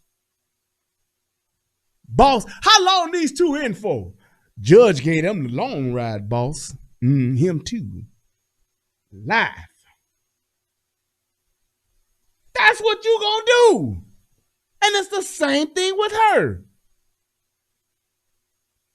You her personal assistant and you ain't got no motherfucking, you ain't on her team and ain't cheering what she's saying, you gonna be a problem. Or if she just don't like you. You might be prettier than her. Or you might have freckles. If she the only one around here gonna have freckles, bitch, you got to go. My husband looked at your ass when you walked out the room. Bitch, you about to get fired. Tell me that ain't what a woman would do. Meeting the Queen was going to be just like meeting a celebrity in Los Angeles, like meeting a Kris Jenner, right? Like nobody believes that. Then she goes on to say, like, I don't believe in any of the grandeur. You know, there's an article already up in the New York Post here in the States saying, this is the person who had Clooney and Oprah at her wedding, even though she didn't even know them, and then covered herself in blood diamonds from the Saudi prince. So, like, facts. It's like you trying to act like you not for all of this grandiose shit, but you are marrying into the royal family. It don't get no grander than that. And she's right. You got George Clooney and Oprah Winfrey at your wedding and you don't even fucking know them. Come on, man. You have to acknowledge the fact that she knows what she's doing. She plays down her position, but she's loving the fame of it all. That's just like being in show business saying, I'm not really into being famous. Bullshit. Even people talk about Keanu Reeves. He a regular dude. He just ride the motherfucking train, man. He don't be doing all that shit. Yeah, that may be true. He may not be all the way into it, but that motherfucker loves being a fucking star. He may not be into all of the lights and the cameras and shit on the runway and on the carpet, but that motherfucker likes being a star. You don't get in the show business not wanting to be a fucking star. Embarrassed that you're not into any of the grandeur. And then while she's spinning this tale about how tough she had it in the castle, how lonely she was in the castle. And here's my thing. It's like she has another point here. Bitch, what did you think it was going to be like? If I went and married into the royal family right now, I would expect to have an extreme amount of loneliness. Them motherfuckers don't know me, and I don't know them motherfuckers. And I'm going to live in their castle? What do you expect? What do you honestly expect that to be like? And if she didn't know what it was going to be like, then maybe you shouldn't have been so quick to skip your ass down the aisle. But the fact that you did, I have no sympathy for what the fuck you went through. You a good and grown ass woman. You ain't no young 16-year-old girl who don't know nothing about life going off to get married against your will. No, you a 40-year-old woman, or damn near at that time was probably about 38, You a grown-ass woman, been around the block a few times. You knew exactly what you was getting into. And you realize I can pimp this and spin this shit to my advantage. That's what I'm going to do. And all she was doing was biding her time because I don't know a person that has some form of celebrity that's going to leave the American lifestyle and just go live as a Brit for the rest of their lives. I don't know of one that's done it. I don't know of one that would do it. And then you just gonna say, yep, this gonna be my... No, that bitch had plans on getting that motherfucker to come back out of that shit all the while she was going over there to it. She was biding her time, putting in work. So, okay, she was 36 going on 37. She was 36 when she got married, and now she 40. Now, she had to be 37 when she got married because that was 3 years ago. That's 2018. So she was 37 when she got married, and now she's over in Canada. They wasn't even there a year and a half before they was out. Yeah, we out of here. You knew what it was. You knew what it was. You knew that was the plan. Whether you had discussed, and here's the thing, whether Harry was with it or not, she knew that she could get him to do what she wanted him to do. I believe Harry probably was with it. Because Harry looking at it like, shit, I ain't about to hit this throne no time soon. I might as well keep my celebrity popping. We can get on up out of here. Shit, I ain't got to be over here in this motherfucker. Let's go. Cool. And this is the thing. The fact that they're estranged from the family now, the fact that they're on the outs, and the fact that they've been cut off, this is the perfect play. This is the perfect play to keep their celebrity, to remain relevant, and what? To build their own platform. Watch the shit that comes from this for them. Calvin says, Brian, I know I ask a lot of questions. Oh, that's cool, bro. But do you think she's lying about everything? I don't think she's lying about everything. I think she's spinning this shit to her advantage. She's using this shit. I don't think that the royal family is a bunch of fucking racists that hate niggas. I don't think that. I do not think that. I think that the royal family is just that. They are a bunch of fucking white people that have never had a black person in their family. And that brings about questions. Period. We didn't have black folks working for us, but actually in our family, I wonder what that's going to be like. And then to have a kid, that solidifies her in that family and that kid. She's painting herself in sort of these adorations, like it was incredibly courageous of me to come forward about my depression, and I just love saving things. And it was just peppered with these compliments of herself while she was making these complaints that will be totally unrelatable to 99% of the people out there. Yeah, you know what, Meghan? I couldn't have put that better myself. So, but mainly because it's the level of disingenuousness. And Harry also, to a point, I expected all this from Meghan Markle. I could almost have scripted what she was going to do. Mental health, race, all the hot button things were going to be played against the royal family. And here's my thing. He has a point. He has a point. It's like when you look at it from, and the fact that he's saying it, I get it. Do I think that Piers don't like her ass? I totally do. I think that Piers, the fact that he liked her or was attracted to her, wanted to get some, and the fact that she turned him down, I get the fact to where he don't like her. Do I think that he don't like her to the point to where he gonna lie on her? No. Do I think he didn't like her or he mad because he couldn't hit them cakes or them cheeks because she turned him down? And I think he's mad to the point to where he gonna be on her ass every chance he gets? Yes, just like any other woman. Just like how Vivica Fox talks shit about 50 Cent every chance she gets. And ain't nobody saying nothing about her. Just like the other girl, the other white girl who talks shit about 50 Cent, talk about, I'll give him some if he vote for Biden. Same goddamn thing. The same exact thing. Just like how when it's okay when a woman gets turned down by a dude and they done and he done moved on and all these women talk shit about him, it's the same exact thing. And I'm telling you this, and I agree with you. Trump said that Harry is going to need luck. I don't see Harry and Meghan Markle being together 10 years. I don't see it. I don't see it. Because it's going to be even more of a power move for her if she does get a divorce. It's going to work out to her advantage in about 8 years when she got little Archie, and Archie's going to be about 8 or 9, going on 10 or something like that, for her to be a single mom and go back to LA and go back to Hollywood. I'm telling you, it will play to her advantage. Former Duchess of Sussex, that's what they're going to be saying. And her airing out all of this made up dirty laundry of how terrible it was to be in the royal family. It's going to play.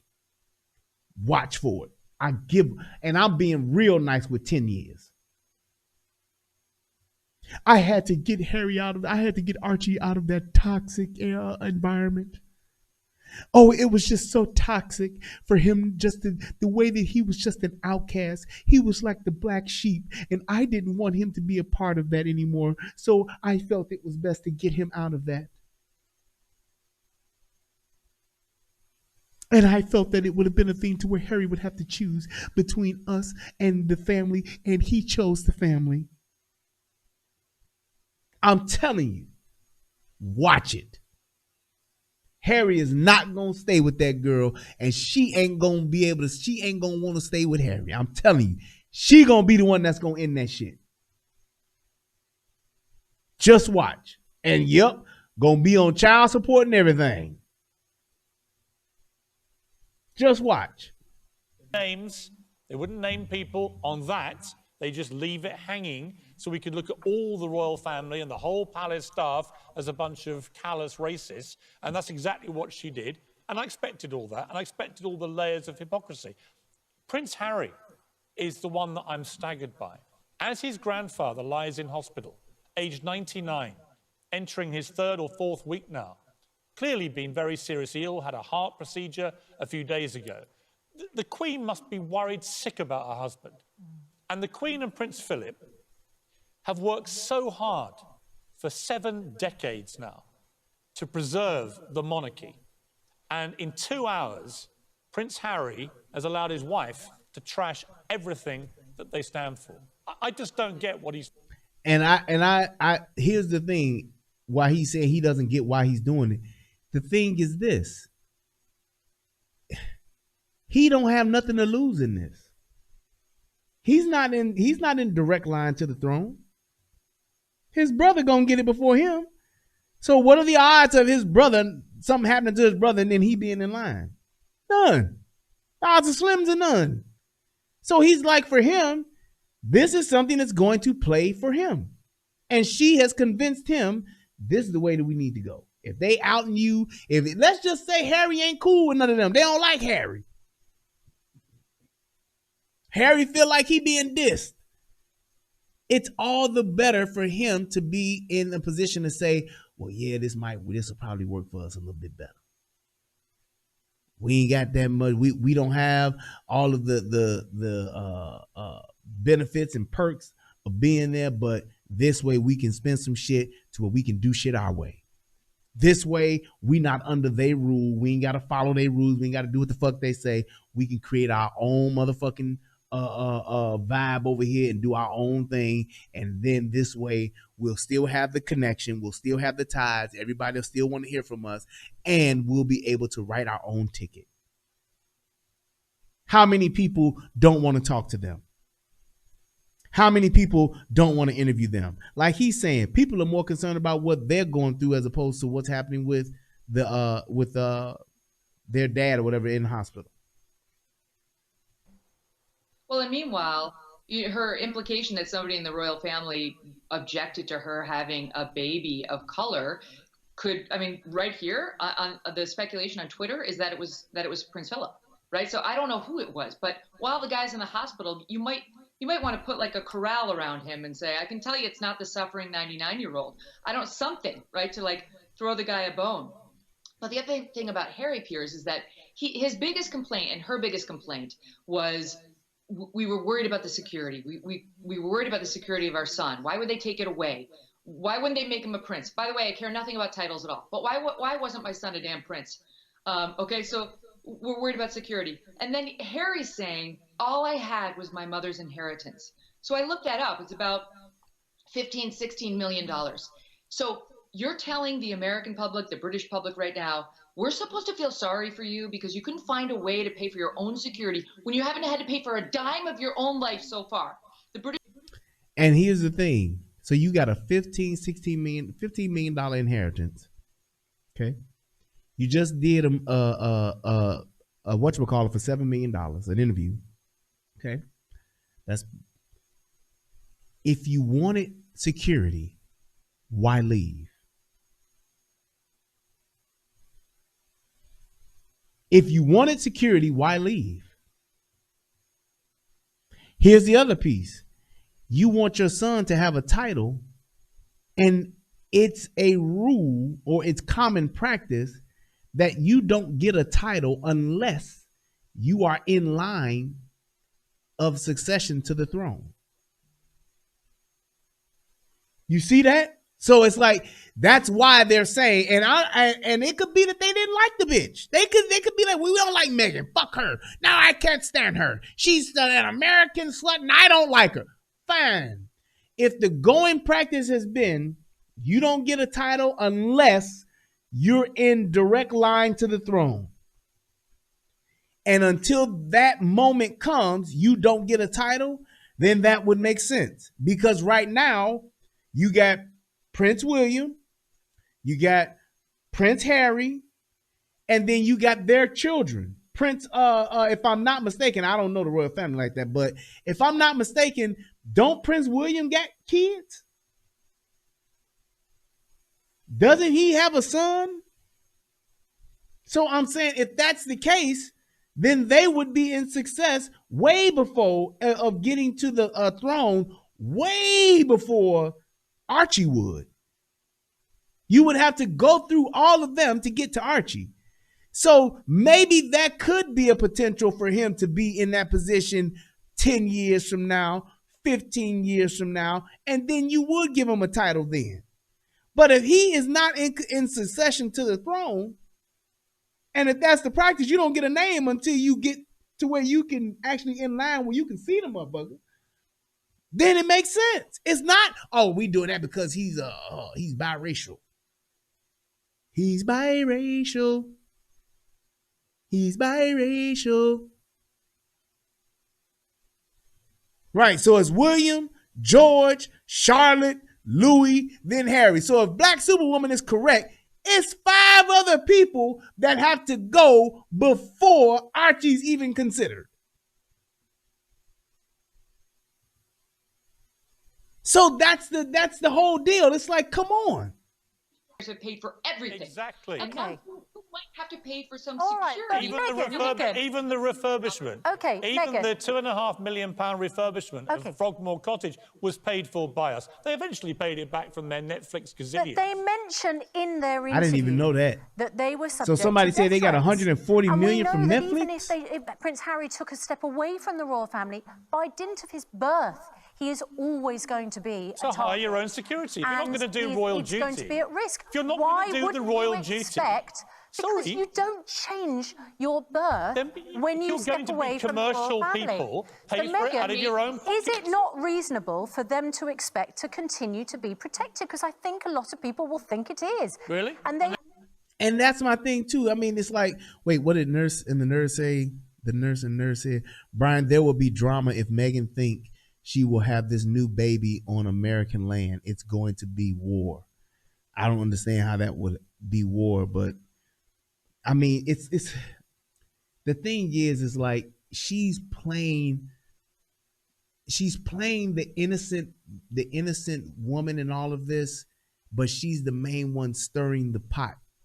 She's stirring the shit. And then wondering, like, why does it smell in here? Why does it stink so bad? Because you're stirring this pot of shit. You're keeping the shit going. All the while acting like, oh, I'm not doing anything. I'm just depressed and I have so many mental health issues and I'm trying to be a mom and it's just so overwhelming. And then that's all it is. It's a bunch of BS. The new baby needs to be born in the UK under their law. See? And if that's the case, and if they don't do it, then I would write that motherfucker off too. Hey, fuck y'all. If y'all not gonna come and turn this shit upside down and y'all ain't the king and queen, just because y'all some side cousins or whatever the hell y'all are, y'all ain't gonna turn this shit upside down because y'all want to. And then you gonna use the media to do it. It ain't happening. That's all it is. So it's like when you see someone doing this, you have to call it out. Could she feel as though she's being slighted? Yes, I'm agreeing with that. But look at what you're being slighted as. Did you think you would just marry into this family and become one of the leaders of the family, one of the top pillars of the family? No way. Nobody knows you. Ain't nobody rolling with you and your family and who you are just because you married into the family. That makes no sense. 100 million from Netflix. I mean, I wouldn't presume to speak for the palace, right, and how the rules are. But I think as a grown adult, you know what the rules are. And when you are a multi-millionaire with all that dough in your pocket, you've never had to pay for anything your entire life, you can shell out a few dollars to protect your child if you're that worried about it. A lot of people have had death threats. I'm sorry to say it's a faction of modern life if you are a famous person. And they're going to have to deal with this. And so far, they seem to be very well ensconced in a very safe place here in California. But if you want your liberty, then you're going to have to pay for it. That's the way life works. It's really, it's not so a difficult thing to work out. And if you don't want to pay for it, then you got to bow down and kiss the ring and stay your ass where you at. In England. If you wanted all of the rights and benefits and privileges of being in the royal family, you should have stayed over there. You want to go do your own thing? Fine. I'm cool with that. I see that. If I would not want to go and live the rest of my life off in England, it's just not my vibe. I'm an American. That's just it. I'm an American. And I want to do what Americans do. Secondly, and more importantly, I'm a nigga and I want to do some of the shit that niggas do. So me being over in the UK, it is not conducive to the lifestyle I want to live. So if I have the opportunity to leave, I'm going to weigh my options. Shit, fuck that. I got Harold's over here in America. Ain't no Harold's in the UK. I'm just saying. Ain't no Gibson Steakhouse in the UK. They might have good steak over there, but it ain't Gibson. That's just what it is. It be cold in a motherfucker over there. It don't never get hot. I want to be out here where it's summertime here. Summertime in the LBC. I want to be out here kicking it. I want to be able to go party and all that stuff, but it ain't no party like a Southside party. I want to be able to go do the things that I'm used to doing here. And I can't do that in England. It's going to be cloudy to the motherfucker. Ain't no sun shining. I'm in these old ass castles, so a nigga going to be cold. I ain't going to want to be wearing jackets and hoodies all the goddamn time. So here I go. Let's ride out. People who were clearly at risk. All they were asking for was to be protected. Oh, please. You're buying into their ludicrously self-serving narrative. And my thing is being protected. Let's just say let me just be fair. So you want to be protected. Okay, what does that entail? Security details and all that kind of shit. If you want that kind of protection that you get over there, then you need to stay there. If you're going to move, and because you're not in direct line, and whatever relationships you may have that ain't the best could fuck with that, and that's why you getting there, you ain't gonna get all that. We ain't paying for all that. We're not doing it. You gonna go over there and live your best life, you gonna do just that. You got millions of dollars. Hire your own security. If you believe that there's that much of a security threat to you and your family, as a man, I'm gonna hire security. Plain and simple. I'm gonna hire my own security. That's what I'm gonna do. Well, you can describe They were it told as when they finally made their big, when they finally made, we're leaving Britain, we're leaving the royal family, we won't do any more duty. And they said, okay, well, in that case, I'm afraid the paid security that comes with the job of doing royal duty, that I'm afraid goes with the job. And at that point, they throw the toys out of the pram. So can I just say this? Here's the other thing that really irritated me about the whole thing. I understand they had problems. If there is a racist in the royal family saying stuff like that about their child, it's... And here's my thing. If there is a racist, if you really want to fight racism, wouldn't you call it out?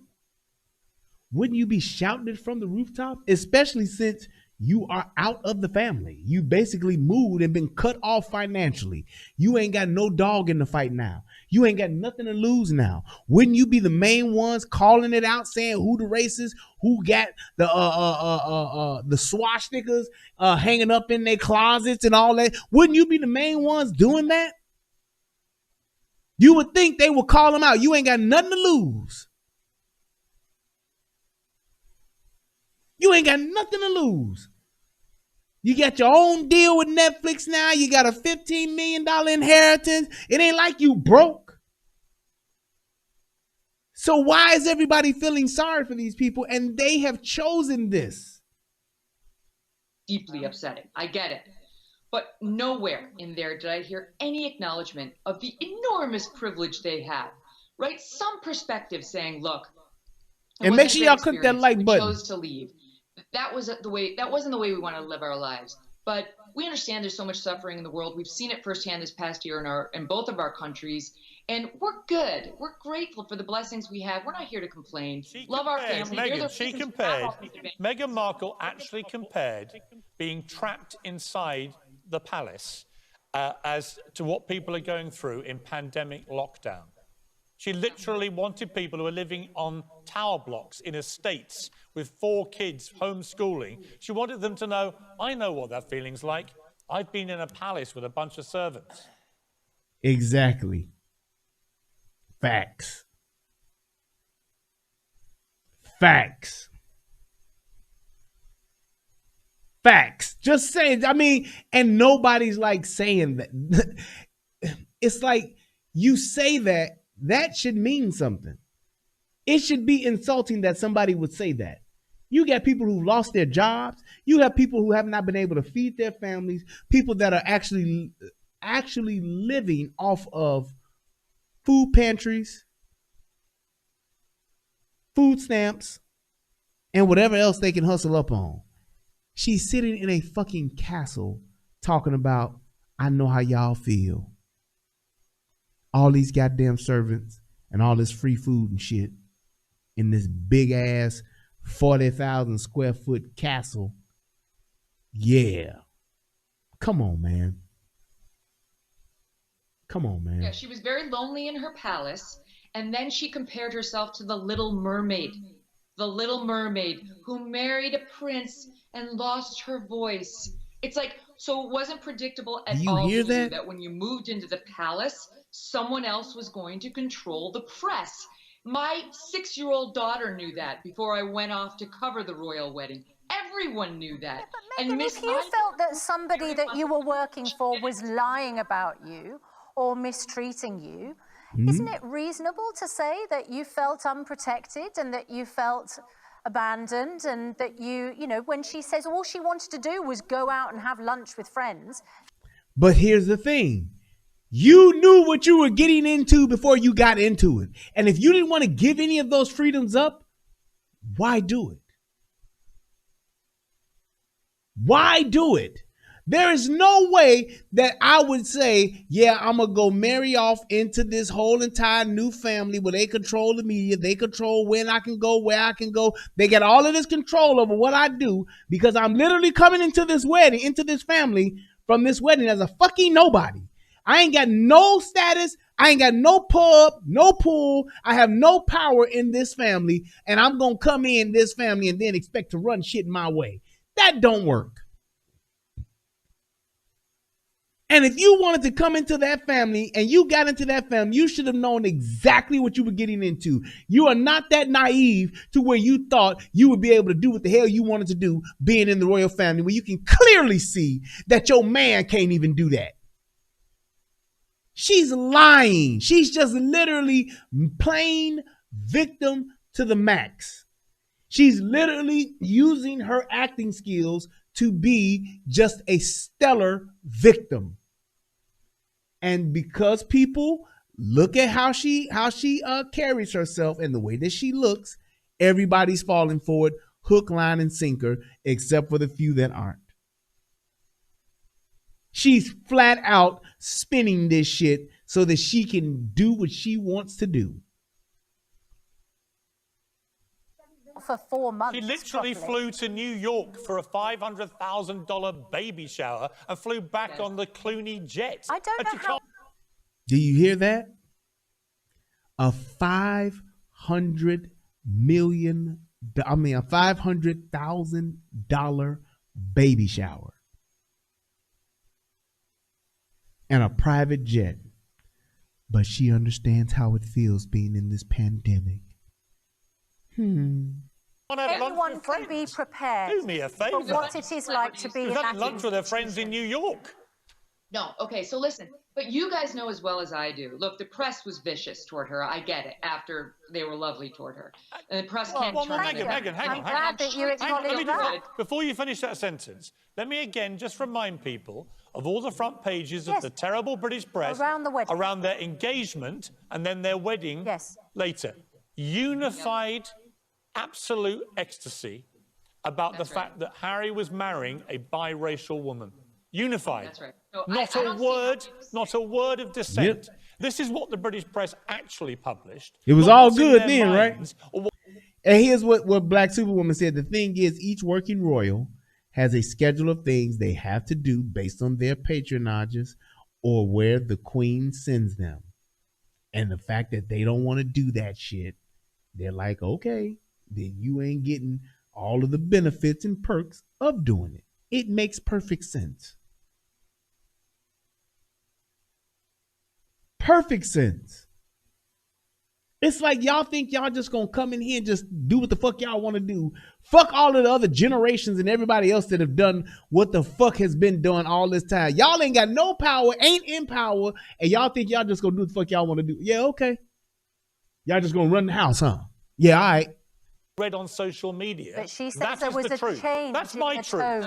They've had their truth. And all of this that's going on, it clearly shows that Harry is straight up the beta male bitch in all of this.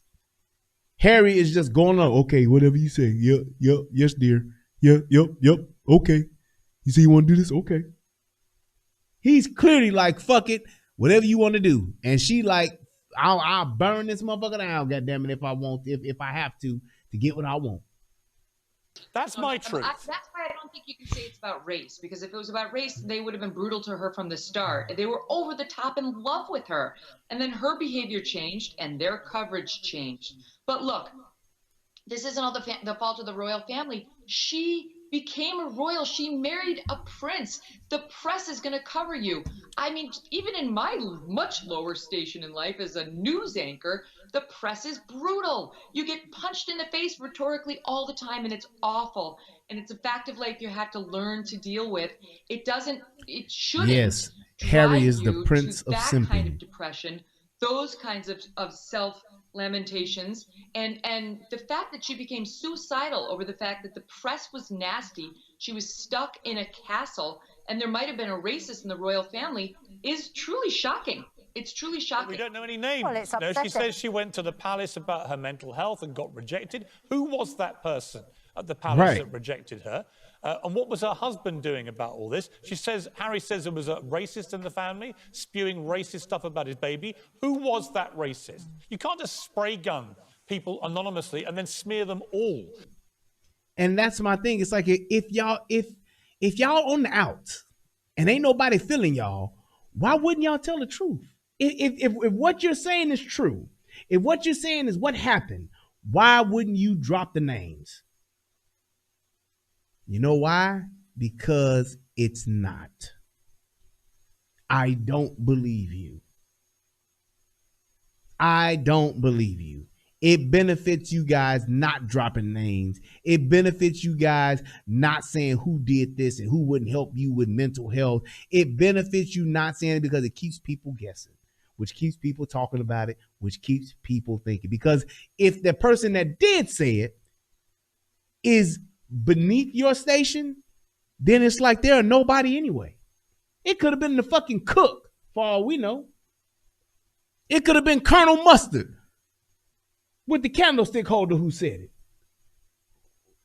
It would mean nothing. Nobody, they'd be like, what's fucking who it is? Nobody care about that person. That person's a nobody in the family. Why do you even care about what they're saying? That's exactly what it would be. So it's like, y'all are literally just talking bullshit. Now this is when shit gets good. Because of finding a different way to explain, not to you, but to so many people, on why what is being said is so wrong. Right. I've walked into institutions. Now this is them saying that what Piers said and has said about them was racist. As the only person of color. And this dude here, he's the fucking weatherman. I don't know how he got in this spot, but he is the weatherman. Yeah. And experience covert and overt racism on so many occasions. And why the Meghan interview really resonates with me is because an ex-work colleague, not of this show, asked me if I was worried about the shade of cocoa that my son was going to come out. Right. So I fully understand the hurt that is behind all of that. Right. Let me ask. And when you're mixed race, what you find, in my personal experience, and there may be other. And let me say this: what he just said, talking about somebody asking about, are you worried about the color that your kid is going to be? At worst, it could be perceived as offensive, not racist. That is not racism. Here's why. It's a known fact that people that are more melanated or of the darker hue of color in our society are in fact treated differently when it comes to preference.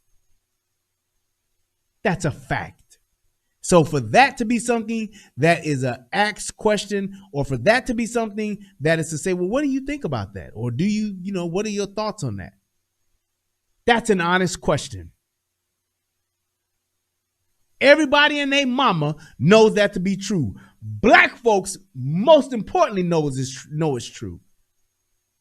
Black folks we get more shit for being dark by black folks than any other race. Niggas give us more flack about how dark we are more than white folks, Hispanic folks, Asian folks, whoever. That is a fact. I don't care what nobody says. And the fact that somebody asks you just because you are biracial, just because you light-skinned it, just because somebody asks you that question, it don't make it racist. You may be offended at worst, but it is not a dumb question to ask. And it is not a racist question to ask. If somebody was to ask me, hey man, I see that your wife is very light-skinned and I see that you're dark-skinned, what do you think your kid's gonna look like? Or are you concerned about your kid being dark? I'd be like, nah, man, I don't give no fuck about that. That's my kid and I'm dark-skinned. What the fuck? Because, and to take it a step further, light-skinned people or biracial people. They get it on both sides too. Your average light-skinned female, because she is light-skinned, she gets preferential treatment from women, and she also gets jealous dark-skinned women that have total straight aggression towards them. They bully them, they fuck with them, they talk shit to them because they are more preferred and in a lot of instances more attractive than they are. Just saying. That's the truth. When little girls are light-skinned and they growing up, they get all of the attention. And then when they get older and then become teenagers, then all the dark-skinned girls start to hate the light-skinned girls because of the attention that they got as kids. And they done carried that shit on. And when they get grown, it's the same exact thing. Just like when all of those girls, all of those grown old-ass women called themselves going in on Bronny James. LeBron James' son, because the type of women that he liked were of different color, were of different races, and they were not dark-skinned women. And all of these old-ass dark-skinned hoes started going on this teenager social media. Man, Bronny, what's up with the dark-skinned girls? Man, Bronny, you don't like no dark-skinned chicks? How come the dark-skinned girls don't get no love? Just saying. So the fact that this becomes a question, it is absolutely normal and in some instances should be expected. And like I said, however you feel about it, you could be offended by it, but the shit's not racist. People that may come forward and say this is that when you are a lighter shade of black, people gain confidence and feel that they can say things to you that they wouldn't say to a black person. That's such an interesting point. And when you're a lighter shade of black, people say things to you that they would not say to a black person.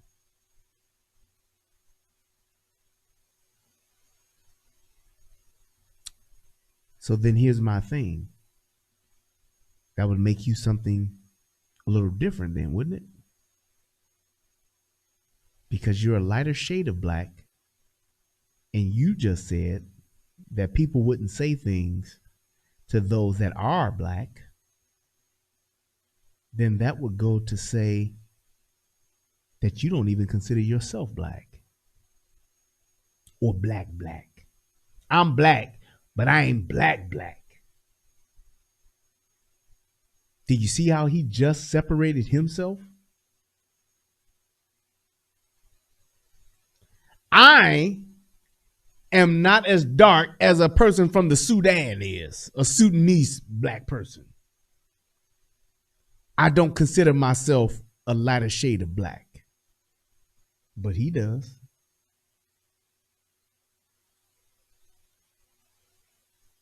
Or he does. There we go. He does.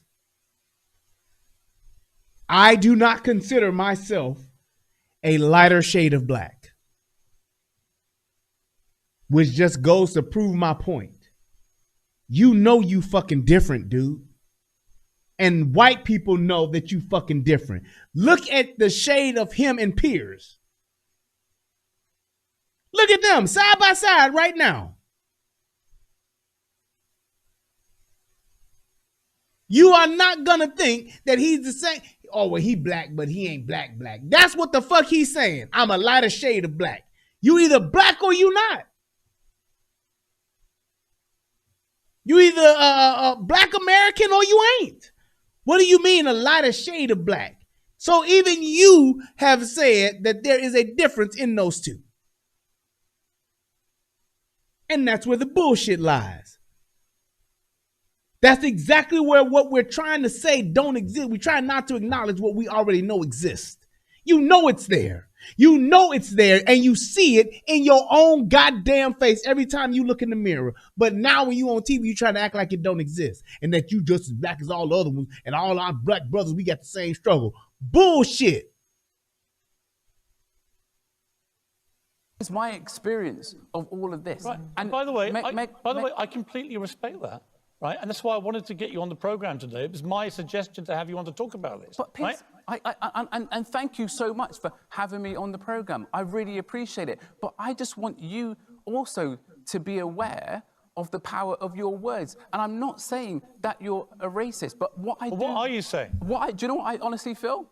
I feel as though because of your previous relationship with Meghan Markle, you've sometimes... I didn't have a relationship with Meghan Markle. But you met up with her, you knew her. I knew her briefly. Right, so we've joked about it on the show. All that did was... Piers. So I'm allowed to speak. OK, talk. All that did was inform me that she's a bit of a cut and run. Right. Throughout her life, and all her family, her father, her ex-husband, her ex-friends, they've all been cut out of her life, right? And it's an interesting observation that I happen to be one of those people. An interesting observation, but I do feel... Right, So let me stop him because he's not letting them talk. Number one, old boy tried to make it seem like he was in a relationship, and he wasn't.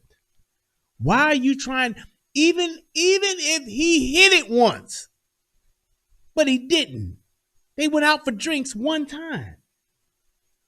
And then Piers made the statement of that he felt as though she was a bit of a cut and run. Number one, it's opinion. Number two, he came and backed it up with facts. The fact of her husband, her father, and other friends have all said the same exact thing.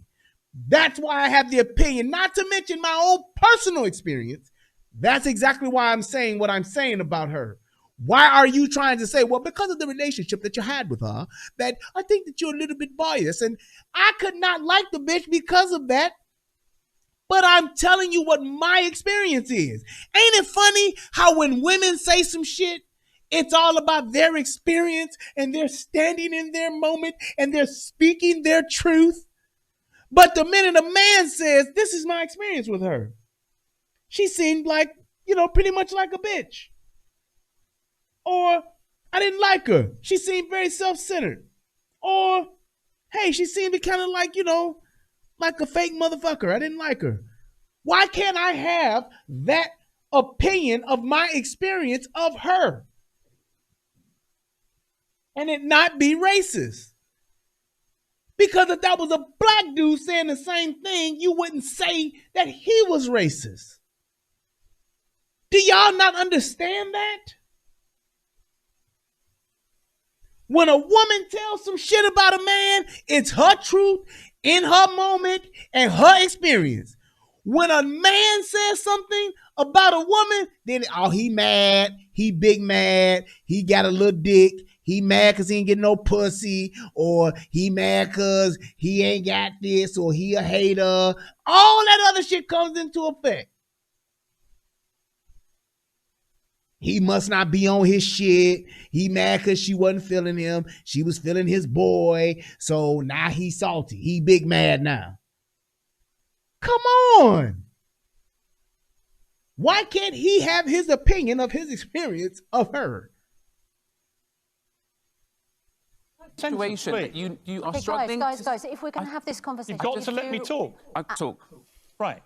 Can we talk about the programme? It doesn't really matter what I think of Meghan Markle. It doesn't matter whether I believe her or not. What matters is the damage that she that does matter. And here's what Piers got. He shouldn't have said that. That shit not true. It does matter because you are speaking on your opinion of what it is you have seen. The program, your personal experience that you've made comments about her. You've talked about personal instances and personal experiences that you've had with her. So yeah, that does matter. It absolutely does matter. Accused of doing to the royal family. And let me ask you honestly, on the issue of race, she has now got the whole of America and the worst. And that's where your point is. Regardless of what I said about her, regardless of me being in a situation where we went and had drinks or whatever the case may be, what does it have to do with me being a racist? What if I'm a racist? Why would I even go out and have drinks with a person of color? If I'm a racist, who the fuck does that? Yeah, I'm a racist motherfucker. Let me go have this drink with this black bitch. Why would I do that if I don't like black people? But you're black. Hey, we're gonna go out, we're gonna have a drink. But you're black.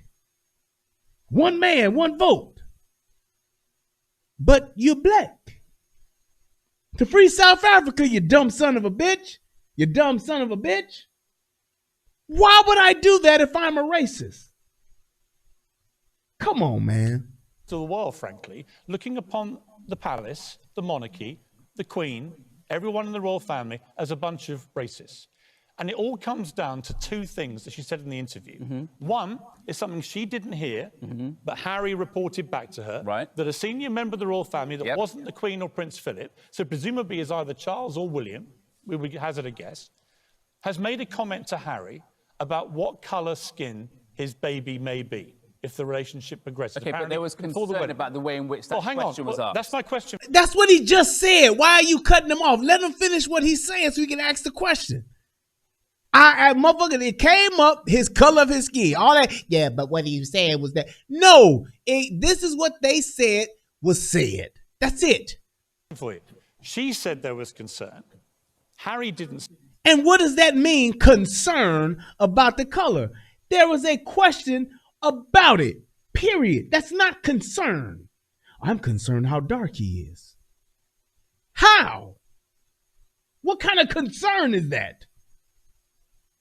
Like if he's a certain shade or something, something's gonna fucking happen. Well, you know, if he's like really, really dark, you know, that will start the, if he's really dark, then there would be something that would come in and the Kraken will awaken and kill us all. It's like, what the fuck does that mean? There was concern. They're lying. Would there be a question? Yes. Because somebody ask about it? Absolutely. Concern to what? Say that. And my question for you is this, and it's a straight question I think a lot of people are asking.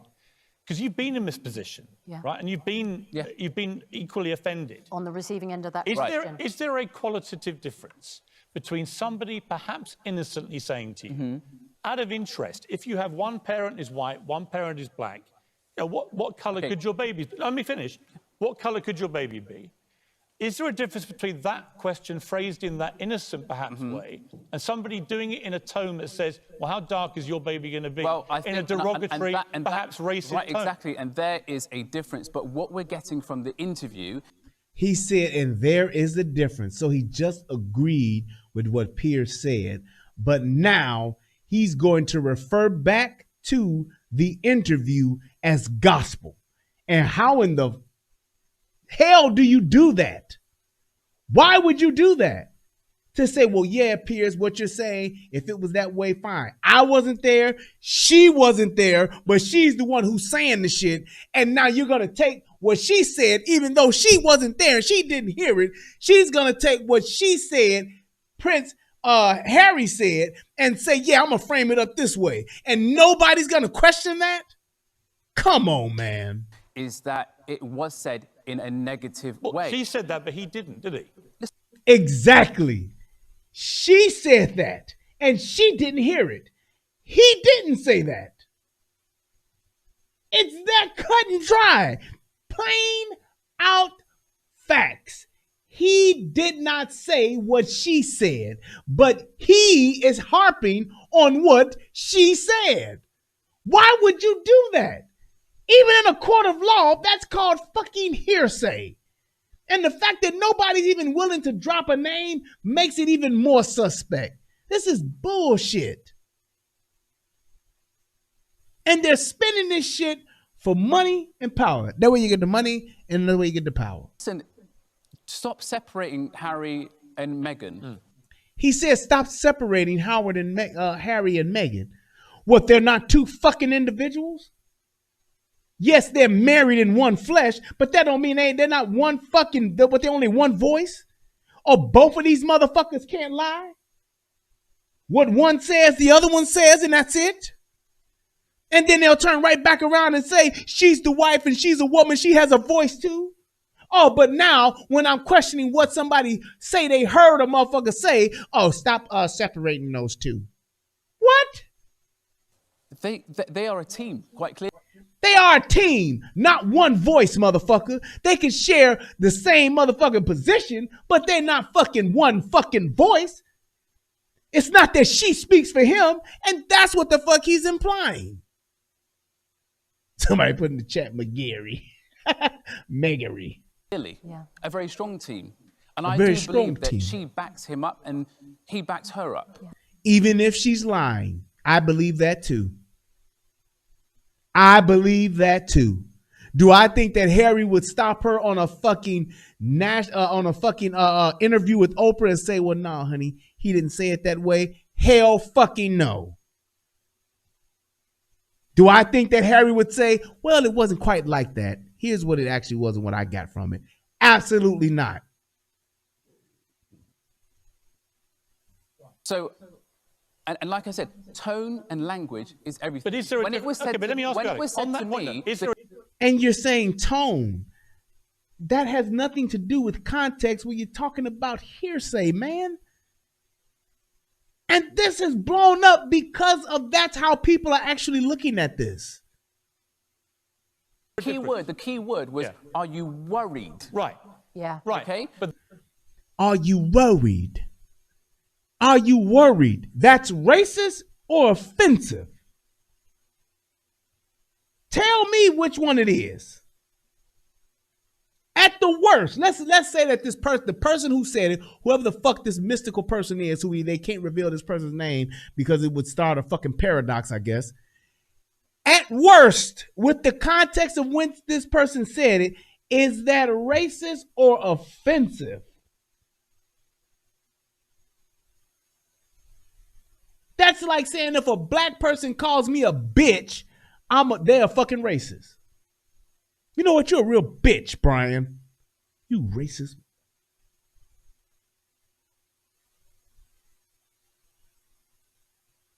You are racist. That's what you are. It's ridiculous. And there's a big difference. That to me is racist. But that's what she It is racist. reports. Do you think it's She racist? reports It's a legitimate concern. question many people have asked. Is it racist, do you think, if for argument's sake it was William or Charles? Let's not put a name to this person. We don't know. And part of the problem, and I know you agree with me about this, it'd be easier if they just said who it was. Right. Right? Exactly. I'll come to that. But is there a difference? If it was said, perhaps in all innocence, right, and they just said, oh, what colour baby might you have, without any suggestion of it being a concern or a worry if it had darker skin, would that in itself, would just the question be racist? That in itself is fine, but you have to. He just agreed with him again. And now he's about to refer back to what we're clearly identified as hearsay. Let the person who said it come forth and say, wouldn't you want to call that person out so that person would have to come and answer for it? And then that way you can actually get understanding and find out, well, at least you're going to leave it up to that person to either sell it or not. Either we'll believe it or we won't. Think about how it feels on the receiving end, because what we're speculating is on the receiving end, exactly. That don't make it racist. At worst, offensive. And I don't think it was. I think that what he's saying as far as how that question was asked and what the context of it was that of curiosity, not that of racism.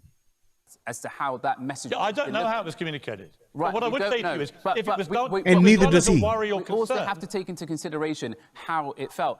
The other thing that we also have to think about, and I've publicly said this on Twitter, Piers, I agree with you now that I feel that they should have named the person, because all it's led to is all of us asking loads of questions, and I personally looking at the royal family as to which one could Who's it be? the racist? Who's the Exactly. racist?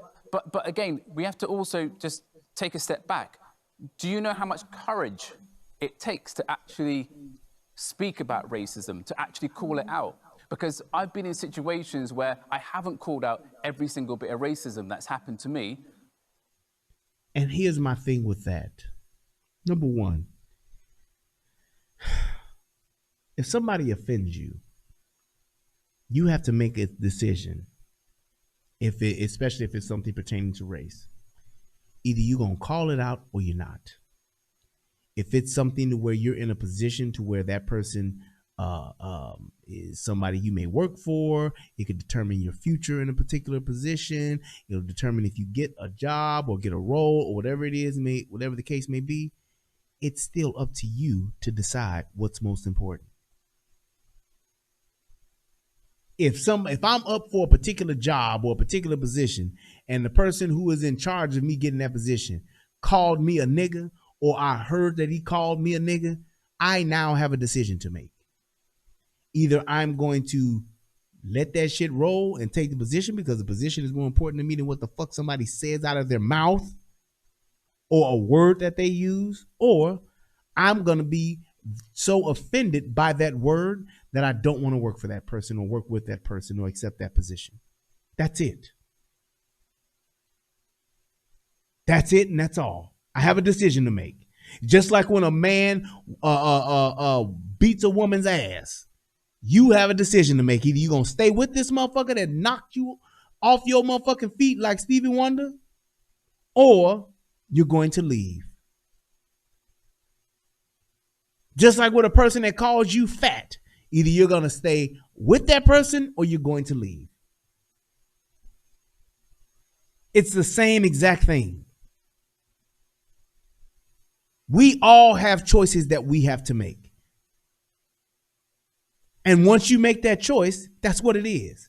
Just like how she chose to marry into an all-white family and then get offended by what somebody may say about her or her kid, you now have a choice to make. And if you want to leave, fine, shut the fuck up and leave. But if you're going to call it out, do just that. Call it out. Don't be dry snitching talking about, well, somebody, I ain't saying no names though. You know what that is? That's gossip. Based on how I've been treated or how it was handled in the past. Because you're worried about a backlash. And you're also worried about a backlash. And there will be people that will treat Harry and Meghan differently because they've spoken out. Okay. But this is the whole thing. We've got to get comfortable talking about the uncomfortable. And that's why it's important for me. And getting comfortable talking about the uncomfortable should be about a discussion. Not just literally making up shit and not being able to articulate your point and support it with facts. That's what this should be about. You to have this conversation. Right, but let's just not make it personal. It's fine. It's not. You made it personal. But let's Piers, move on. You know from what? that. It's hard because Alex, you know what? We talk personally about people on this show, and we give our opinions on them, don't we? So actually, sometimes it does come back at you. We have to be. It's fine. It's just the way it was done. We can disagree. That's true. That. He's right. Now he's right about that. You're giving your personal opinion. It's hard to not say this isn't personal, or your feelings aren't involved, or the way, well, not your feelings, but the way that you personally feel about this situation is not involved. That's not true. And especially for Piers when it comes to Meghan, because he's actually had a personal experience with her. Now, in certain aspects and what he's actually talking about, that's completely different. So her relationship to the royal family, that's had nothing to do with Piers' personal situation. How he feels about Meghan as a person absolutely does, because he's weighing in with his own personal experience that he's had about her. That's true. Fine. I don't think people really care too much about you and me anymore. It's not about me and you, and I'm not here because. Well, let's stop talking about me and you then. Let's move on to the second part of their charge of racism. Yeah. Meghan Markle said that there was a decision taken by the palace to stop Archie being a prince based on his potential skin colour. That is completely untrue.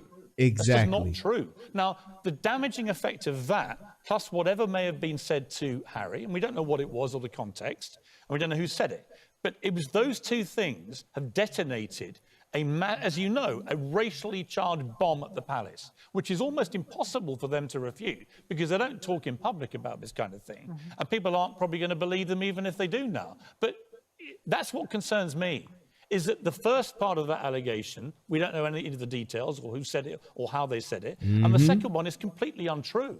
Meghan just got it wrong. Archie hasn't been prevented from being a prince because of his skin colour. And that's been now believed by Americans on national television there. And that is damaging. But again, do you know what? It's their lived experience. You hear that? But again, it's their lived experience. He just gave you factual information in a situation that occurred that was not true. And you turned around and your response was, well, that's what they, their experience has. Yeah, but what they said was a lie, sir. If what they said was a lie, why would you turn that around to say that's their experience? It's factually not true. Not their perception. It's factually not true. And they went and put that out in social media or into the media, in American media. Why would you do that? Because you own bullshit. That's why. And no, it's not true. Well, look, Piers, it's their lived experience. And again, that don't make it true, though. If I believe that I have lived under the sea for the last 6 years, somebody comes along and says, well, Brian, although you say you live under the sea like Sebastian, that's not true. I can't then respond with, well, that's my experience. That's my experience. That's not true, man. There are facts in this shit called life. This is where the confusion comes in. How do you sometimes identify covert racism? Is that No. This is not covert racism. This is the fact that they're saying something that is factually not true, and you can prove it with the facts that you have. This ain't got nothing to do with covert or overt racism. This has nothing to do with that. This is simply someone saying, you said this, and here are the facts that shows otherwise. It's not true what you said, period. There is no, from my experience, I feel that. No, man, that is not true. It's a lie. Because it's not there. No, but Alex, on that one, it's not true. I know, There's no covert racism. But Piers, what you're saying is there are facts. Right. And what Alex is saying is there is an experience and a perception of those facts that you only appreciate when you're in that situation. No, I'm sorry. No, that's not. No.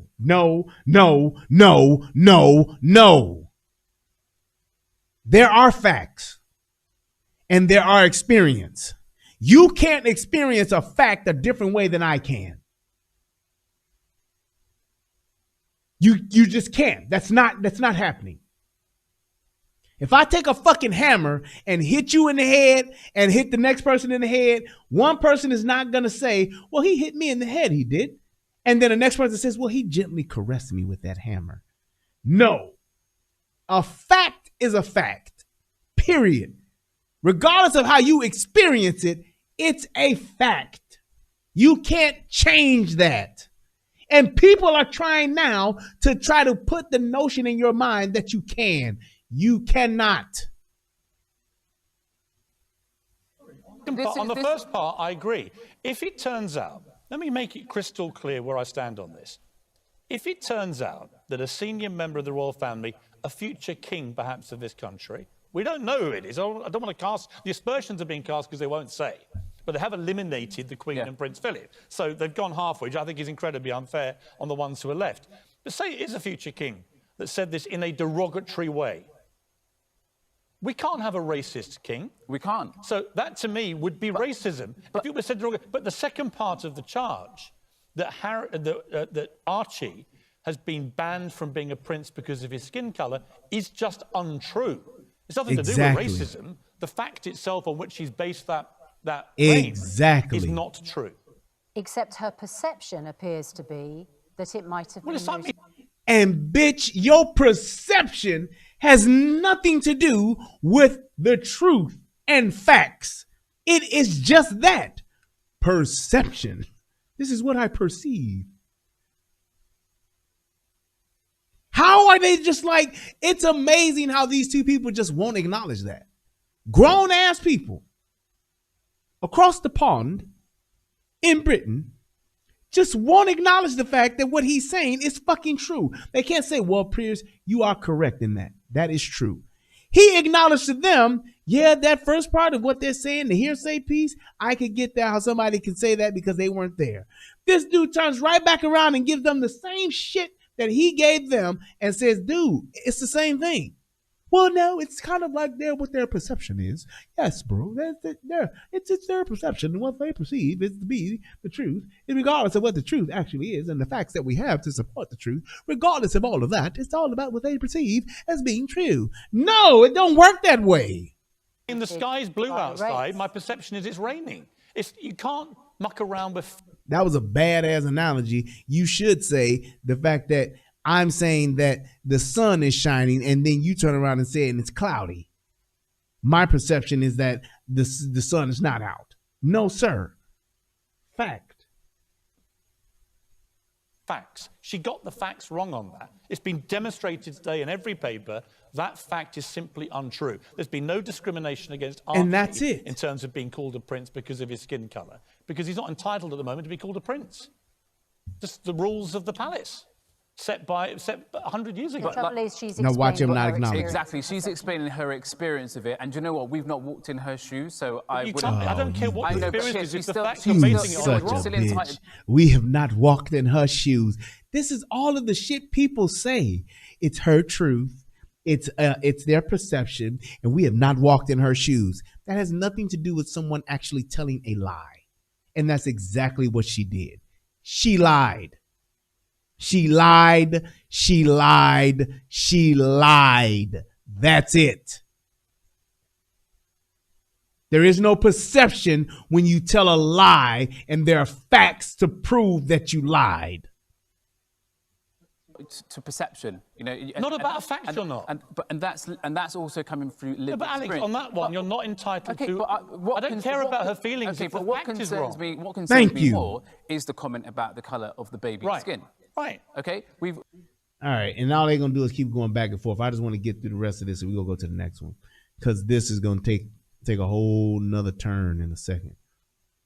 And this should be right here. Watch this shit. Your reaction to that interview? Let me give my reaction to you, Piers. Okay.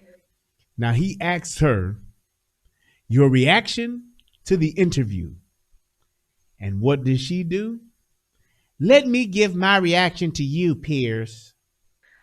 I just, your every rant you've just given the last hour, it's honestly, you're such a liar and a disgrace. Yeah, but you're about to do the same thing. I'm giving you the platform. You talk about the interview. You trash me every time you come on. You trash me every time you come on, which is exactly the thing you... So I'm going to let you finish just going off on your rant, and you just telling me that I'm a liar and a racist. You accuse me of doing. If you've got something to say about the interview, say it. Let me finish. You bring out coverage about Meghan and Harry on their wedding day and the engagement, but conveniently forget to show the coverage before they got engaged, between the engagement and the marriage. So you conveniently forget that Prince Harry, November 2016, talked about the racist undertones of the media. You conveniently forget all of that to paint this picture. I don't know how to pronounce her name, but if she's a doctor, why would she come on national or international television and purport herself this way? And you see the difference between her and the other white lady that was on? Do you see the difference between her and the other half-breed lady that was on? All was rosy and hunky-dory. Nonsense. And then you were lording over the queen. Listen, by all means, let's applaud the queen when she does something right. But when she does something wrong, we need to call her out. What did she do wrong? What did she do wrong? What kind of grandmother? Let me finish. What kind of grandmother would be so close to her grandson, Harry, but then not use her power and influence as queen to protect them from the racist media coverage? They chose to leave. Just saying. Oh, she's this woman here. I don't know her, but she's definitely a race hustler. Definitely a race hustler. You see the damn book she got behind her. This is why I resist. Definitely a race hustler. What does that mean? Her grandmother, who is so close to her grandchild, and she does not protect them. Why would she do that when they've chosen to leave their protection? So you just gonna tell me where I spend my money then? That's what you gonna do. You just gonna tell me what I'm gonna do with my money. That's how it goes? Really? What you're saying about the Queen, actually disgraceful. I find what you're saying, you're entitled to your opinion, Shola. I find, sorry, no, I'm allowed to respond to what you've just said. Is rooted, listen, you might learn something. The royal family as an institution is rooted in colonialism, white supremacy, and racism. The legacy is right there. So you're now surprised that a comment would have been made by several members of the royal family about how dark Archie's It's not several members, actually. No, you can't spew lies. All right. Harry and Meghan, are we allowed to engage in any of this? Let me finish. You're not stopping. That Harry and Meghan had the audacity to speak that truth, then you should be at the actual outrage of racism. Right, okay. Am I allowed She's to not respond stopping. to this? Am I allowed to respond yet? You can respond now. Okay, I think what you just said... Do you hear her? Do you see how she acts? And this is like, I'm gonna tell you what I believe this is. And the only way I'm saying this is just by the facts that I've seen. This is a dark-skinned, unattractive woman thing. I'm telling you, they are this type of attitude. This is what you see. This is what you see. This is what you have, whether it's a ratchet motherfucker patting her weave, talking shit about, yeah, bitch, you better, what the fuck, y'all got me fucked up. It's either that or this is a person who has obviously achieved some type of scholastic achievement to where she has a doctorate in something.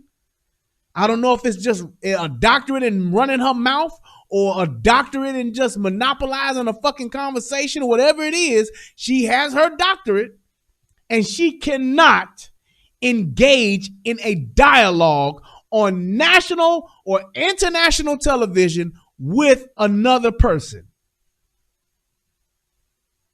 So when black women talk about why they always calling us angry black women, because y'all got bitches like this running their mouth and y'all don't say nothing about it. Because it's black women that's watching this that'll be like, see, this what I'm talking about. Go ahead, girl.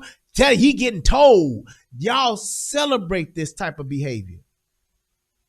Why on national, if she's in a personal conversation in her backyard at a barbecue, arguing with a motherfucker, fine. Why come on national television, or should I say international television, and do this? Carry yourself like this. Speak like this. Monopolize a conversation like this. If you're really that intelligent and you really have a great point to make, why not have a dialogue where you make a point, let them respond. Make another point, let them respond. Why not do that? As opposed to, yes, you can talk now. And look at the resting bitch face that she got.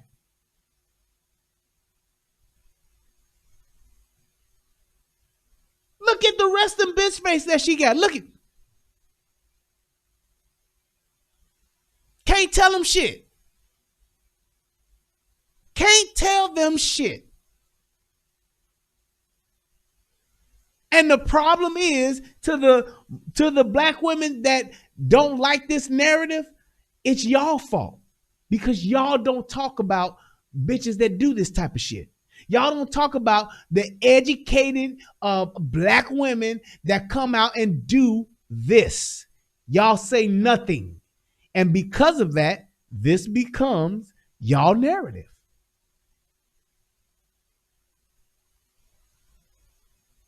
About the Queen is disgusting.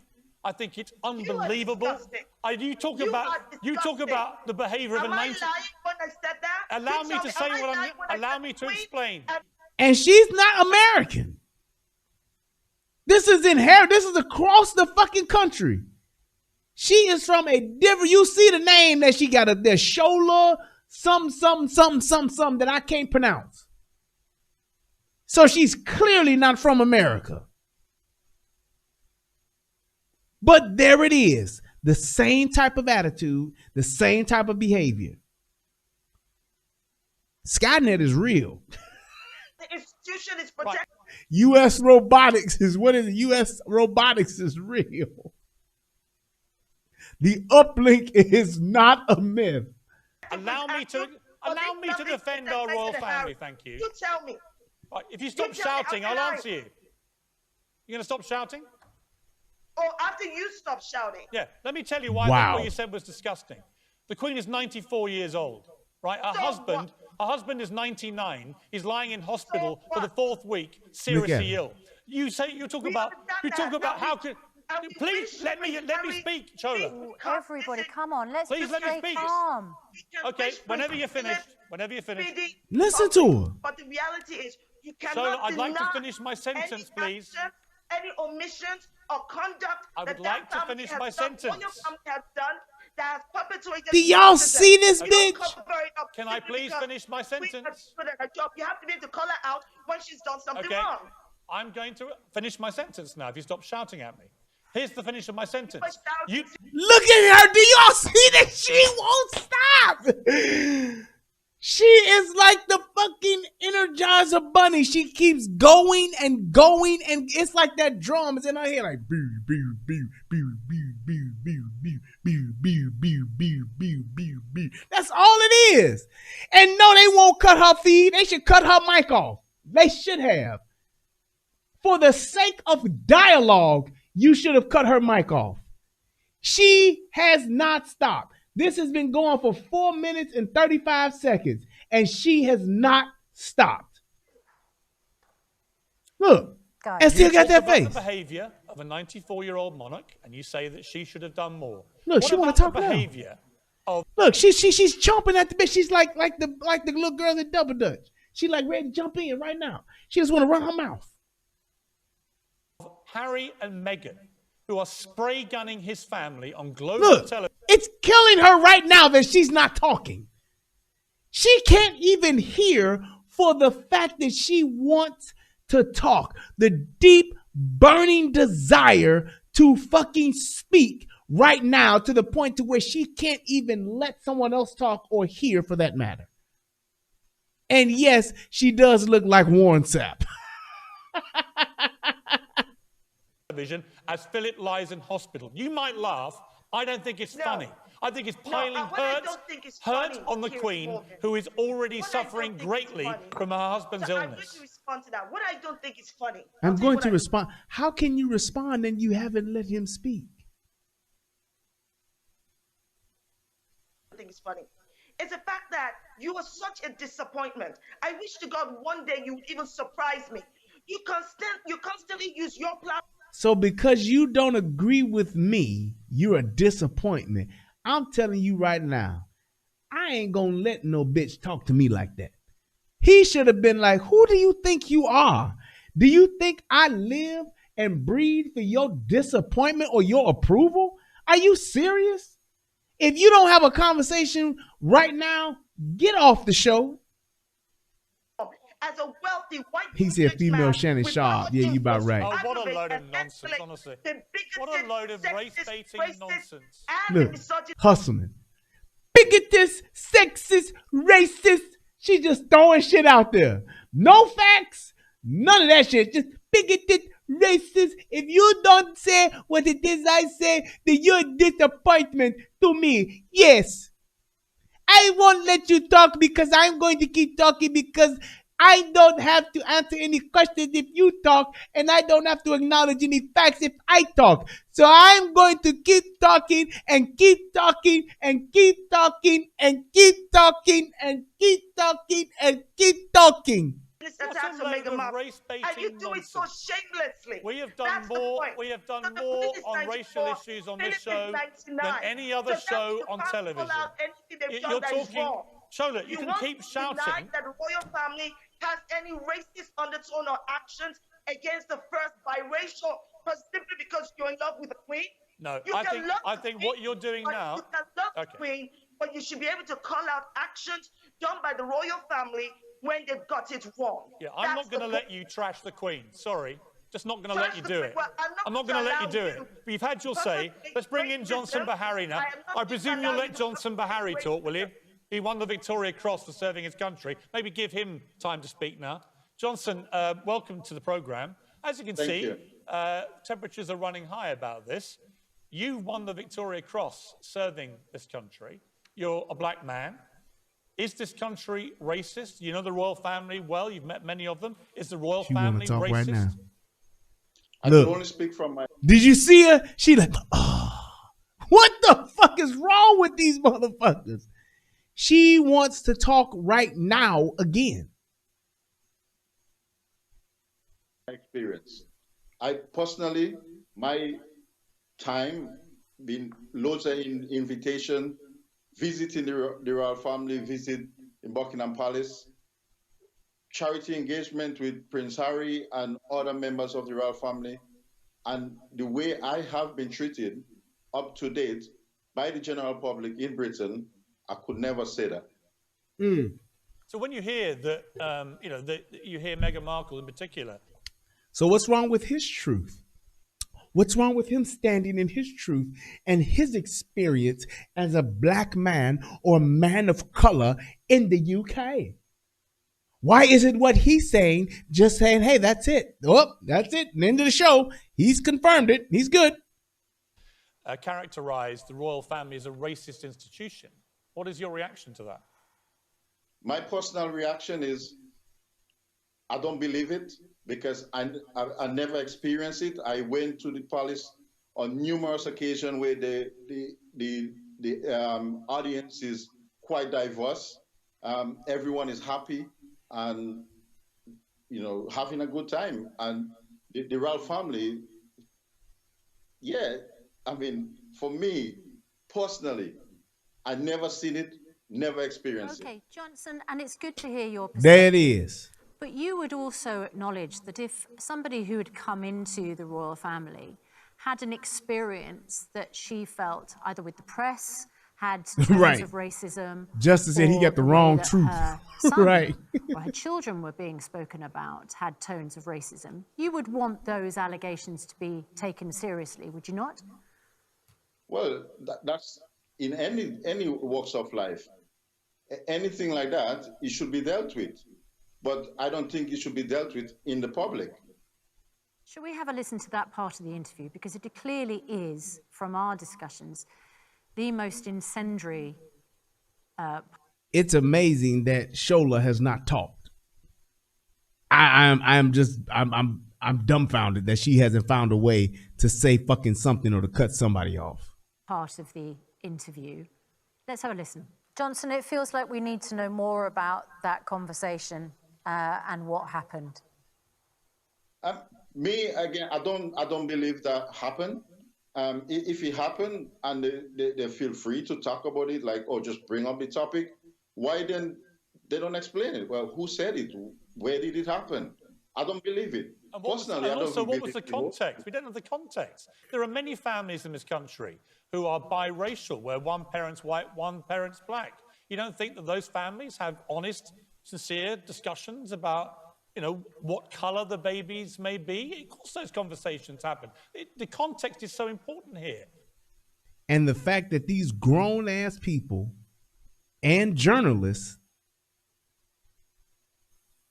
grown-ass men and women and journalists and media correspondents, whatever the hell you want to call them, they're not acknowledging that is the problem.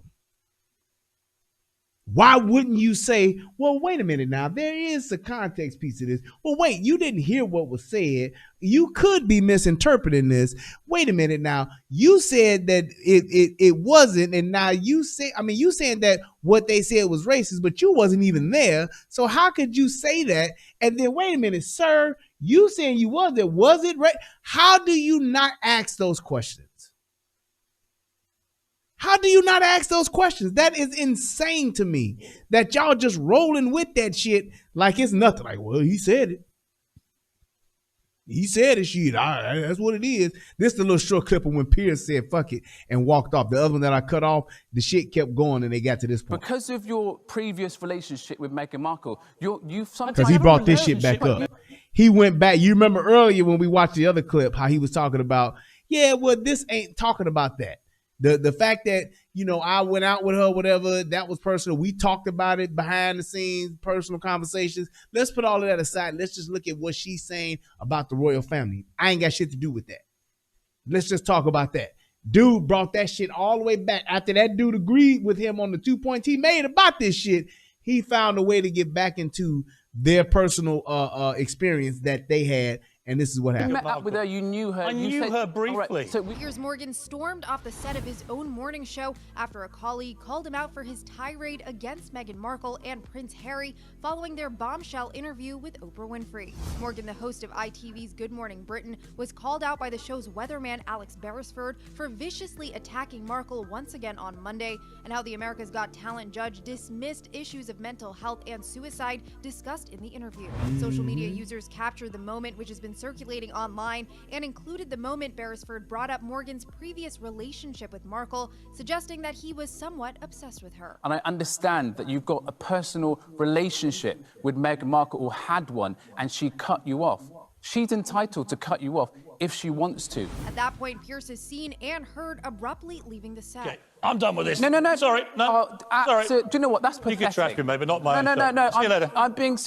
Sorry, can't do this. This is absolutely diabolical behavior. Beresford's reference to Morgan's diabolical behavior stems from the two exchanging messages and meeting up for what Morgan referred to as a pub date in 2015. Speaking on Irish talk show The Late Late Show, Morgan gave his version of events, saying they met up for drinks and... Then I put her in a cab, and it turned out to be a cab that took her to a party where she met Prince Harry. And then the next night they had a solo dinner together. And that was the last I ever heard from Meghan Markle. On Monday's episode of Good Morning Britain, Morgan opened the show by repeatedly suggesting that Prince Harry had, quote, spray-gunned his family. This is a 2-hour trash-a-thon of our royal family, of the monarchy, of everything the Queen has worked so hard for. And it's all being done as Prince Philip lied. And here's my thing. I'll say this about Piers. Piers could be an agent for the royal family. He could be a lapdog for the royal family, a suck up for the royal family, whatever the case may be. But what he's saying is supported by facts. What he's questioning is what somebody is saying or calling it, or somebody is actually talking about hearsay, or somebody just giving their opinion because they in their feelings. That's all he's doing. So I get it. He could just not like this bitch and be like, fuck Meghan Markle, I can't stand that bitch. But what he's questioning and what he's challenging is what she's saying is being hearsay, when he has clear facts to show that what she's saying is not true.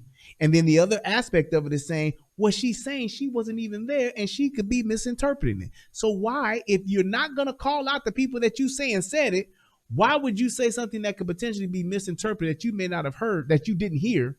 Why would you put that out as saying that's what happened?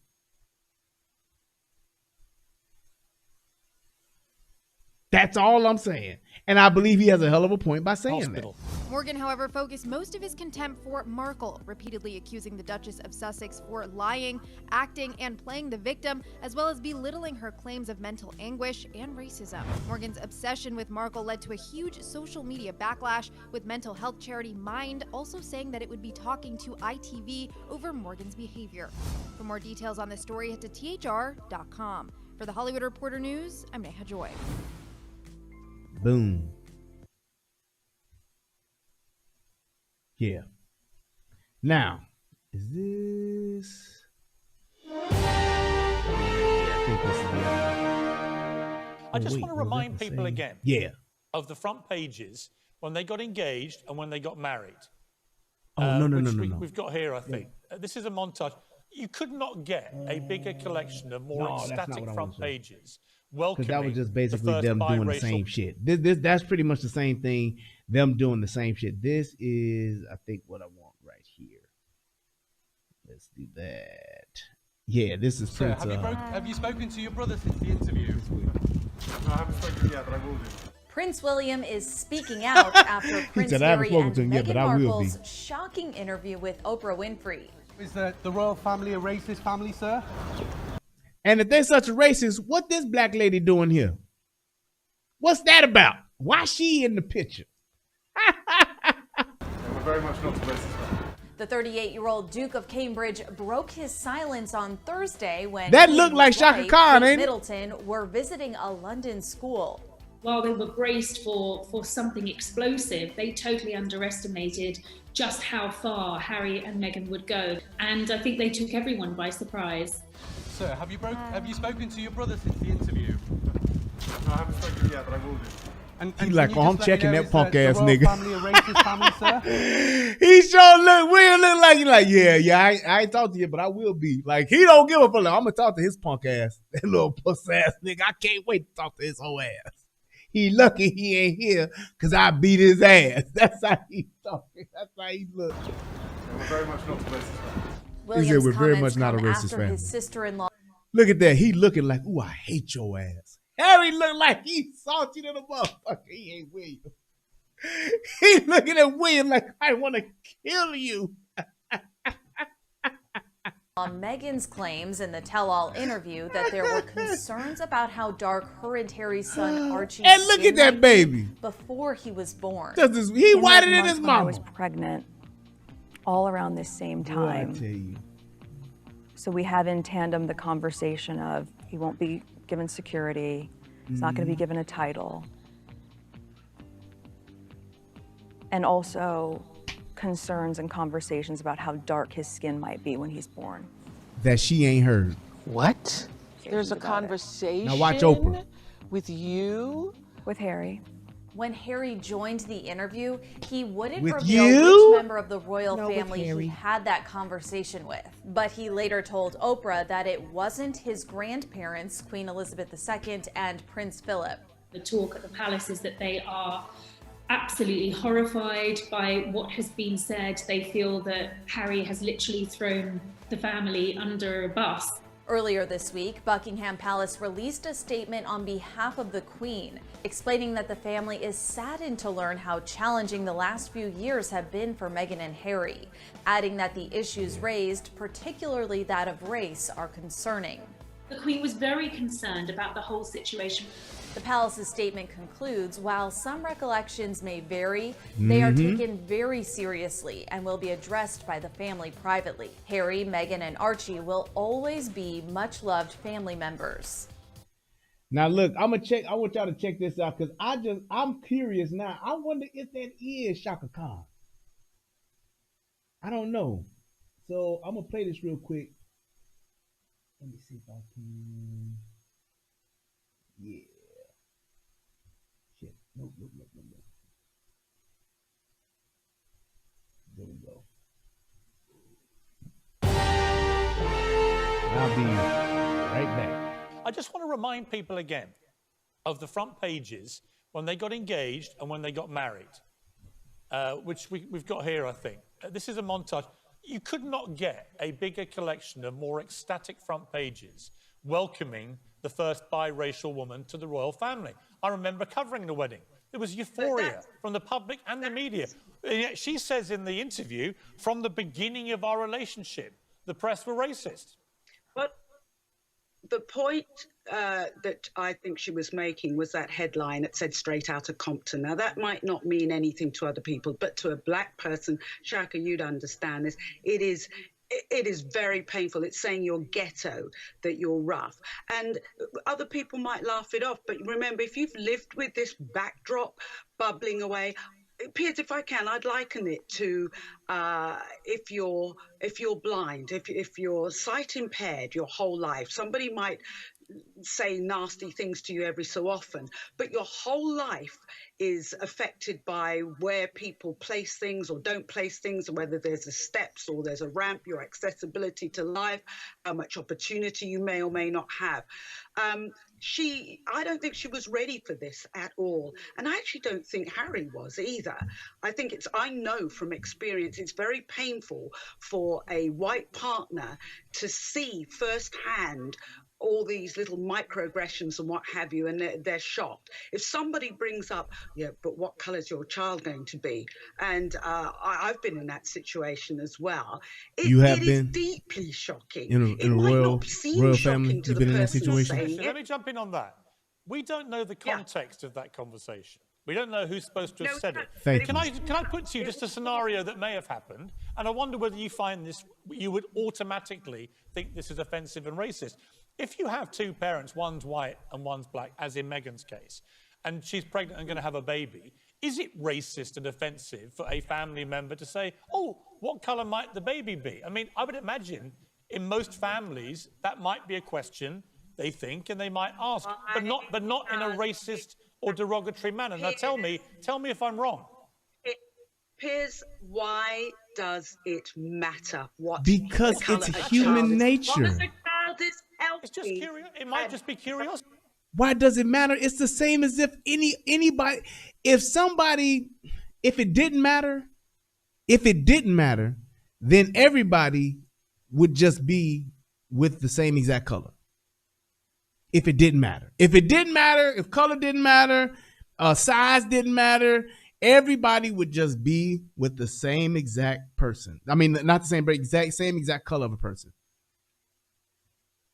There are just some things that people find interesting, curious, and even attractive.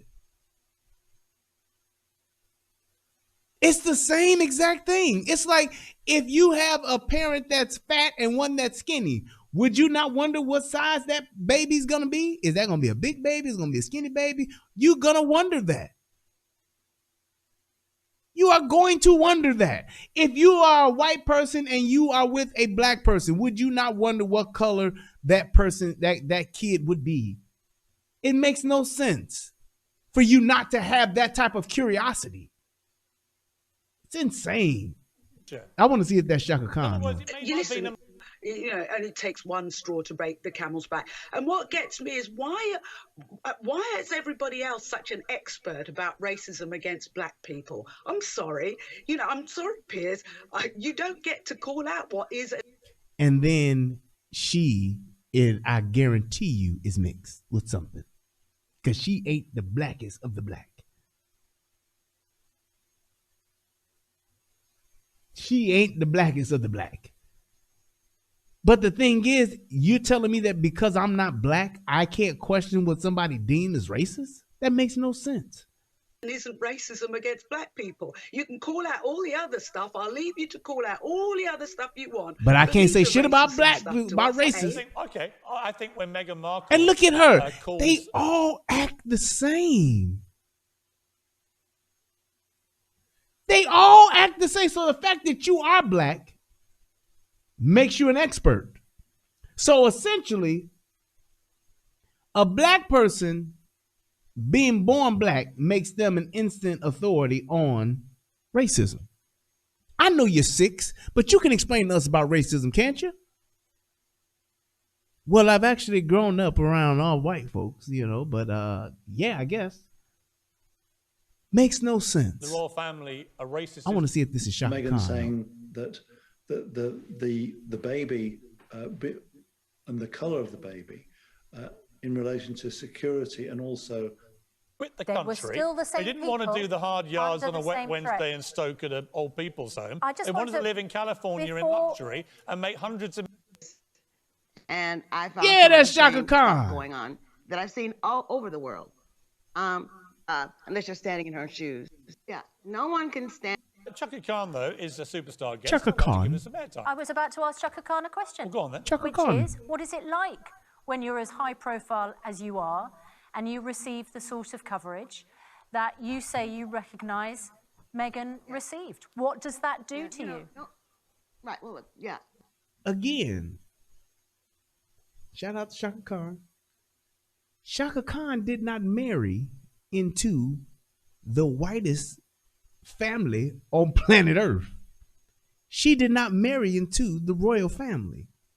Although she is a star, a bona fide celebrity, she is not on the level of being married into the royal family. She from the south side of Chicago. She's grown into one of the biggest stars of our time, right? Yeah, one of the greatest singers of our time. She has not walked in Meghan's shoes because no one has. No one has done what she's done. And she is not royalty. She ain't lived a day in the life of a Meghan Markle or anyone else that's in the royal family. She has no clue. No clue whatsoever. No one can stand, no one can talk about what's going on in her mind and heart. You couldn't get Martin Luther King to relate to what Meghan Markle's experience is. Malcolm X couldn't speak to what Meghan Markle's experience is. There is no one who has been in this family before that is of color, biracial, full rate, whatever the case may be. It's not that is not you can't compare it. You can't get somebody, well, you've been in this situation before. No, you haven't. Unless you're standing in her shoes. And that's where it gets really tricky. We're talking about racism here. I'm coming from a country that is very racist. I lived in Britain for over 30 years, and I found some of the same stuff going on that I've seen all over the world. And it's a little bitty, little ways that are so finely tuned by now that it's almost hard to find. It's hard to call out, you know. I think when the royal family does look into all of her false accusations, that they're going to have to look pretty deep. And I'm only praying, as an American, I'm not a Britisher, but I'm only hoping and praying that I'm not sure, but is that a word? Britisher? Somebody please tell me if Britisher is a word. I'm not sure. I'm not gonna go and just say that it ain't, but I'm not sure that Britisher is a word. Somebody help me, correct me. Please help me. Britisher. Let's see if there is a definition of Britisher. I hope that there is. Hold on. Britisher. Please, I really hope that there is. Britisher. Is Britisher, there we go. Is Britisher the correct word? Oh, it is. Nope, it says a native of Great Britain was called Britisher in India. Most of us still spell in British English. For example, a native of Great Britain was called Britisher in India. During the days of British Raj, I guess, even British people used the word to refer to themselves when in India. I'm a Britisher. Okay. I guess. I've never heard it before, but hold on. Is Britisher an English word? A native or inhabitant of Britain? Yes, it is. Thank God. They will look into what she is alleging and make it to rights. Well, I think that's important. It's also important we look into the ongoing allegations. All right, they're pretty much talking the same thing. I just wanted to see if that was Shaka Khan or not. Yeah, and it is. So here's the end all to be all of all of this. So Sharon Osbourne is actually friends with Piers Morgan. And what she said was, I've known Piers, I'm a friend of Piers, and I have not ever known him to be racist, because everybody's saying that Piers is racist now. And this is what happened on The Talk. Would like to know, because I've been knowing you for years since I've been here, and I've never seen anything come out of you other than. And this very unattractive woman that you see with a ton of makeup and weave on, this is Cheryl Underwood. She is not a I don't know, but yeah, that's Cheryl Underwood. Failed comedian, and now she's a media correspondent. I don't think I've ever laughed at a joke she's ever made, and she's been around in comedy for at least about 30 years. She got about 30 years, I tell you, on the Chitlin circuit, doing Comic View, doing everything else. I honestly can say I don't believe I have ever laughed at one joke. She's been on Def Jam, Comic View, all of these comedy shows she's done, Shaq's comedy special show. She's done a ton of comedy shows. I don't believe that I have ever laughed at one joke Cheryl Underwood has ever made. And I loves me a good comedian. I don't think I've ever laughed at one of her jokes. Just saying. No, I'm willing to learn. If it comes off a certain way, I stand corrected. Right. That's the only thing I've seen. Yeah. So what would you say to people who may feel that while you're standing by your friend, it appears that you give validation or safe haven to something that he has uttered that is racist? Even if you don't agree, am I saying it right? Watch this. Okay, I don't know what he's uttered that's racist. I'm not trying to slide out of this one. Right. I don't know. Tell me, what has he uttered that's racist? Now that is a very direct question. Would you not agree? Very direct, straightforward, straight to the point. I'm asking you to clearly and articulate to me what it is he said that was racist. Today's episode of The Talk got intense as Cheryl Underwood confronted her co-host Sharon Osbourne for supporting Piers Morgan after he made controversial comments towards Meghan Markle following her sit-down interview with Oprah. Throughout the conversation, Sharon became very defensive over her friendship with Piers and even lashed out at Cheryl. Take a look. I feel even like I'm about to be put in the electric chair because I have a friend who many people think is a racist, so that makes me a racist. And for me, at 68 years of age, to have to turn around and say, I ain't racist. Right. What's it got to do with me? Okay? How can I be racist about anybody? How can I be racist about anybody or anything in my life? How can I? Well, I tell you, what? We'll be right back. What? We have more topics, so don't go. She was pissed when she said that. Watch. And I think we should stop this. I will ask you again, Cheryl. Yes. I've been asking you during the break. Right. I'm asking you again. And don't try and cry, because if anyone should be crying, it should be me. This is the situation. Yes. You tell me where you have heard him say, educate me. Tell me when you have heard him say racist things. Educate me. Tell me.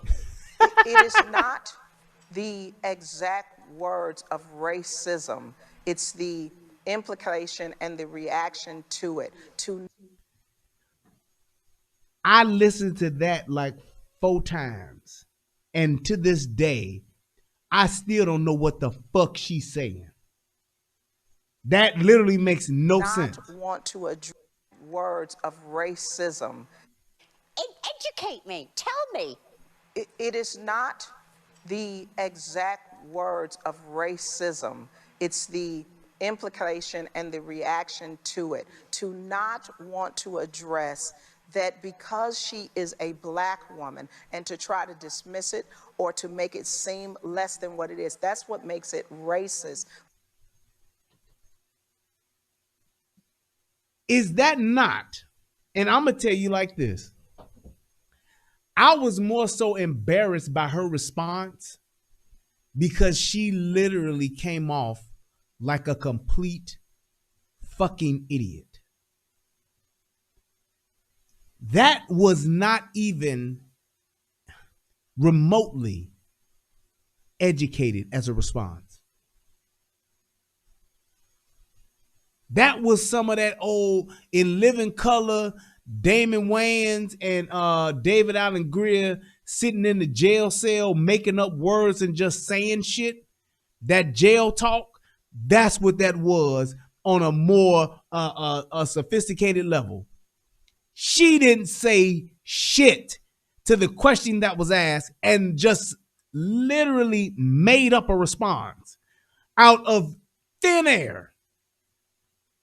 I cannot believe that she had the audacity to respond like that, and it made her look so uneducated as a woman, as a person, as a black woman, whatever you want to call it.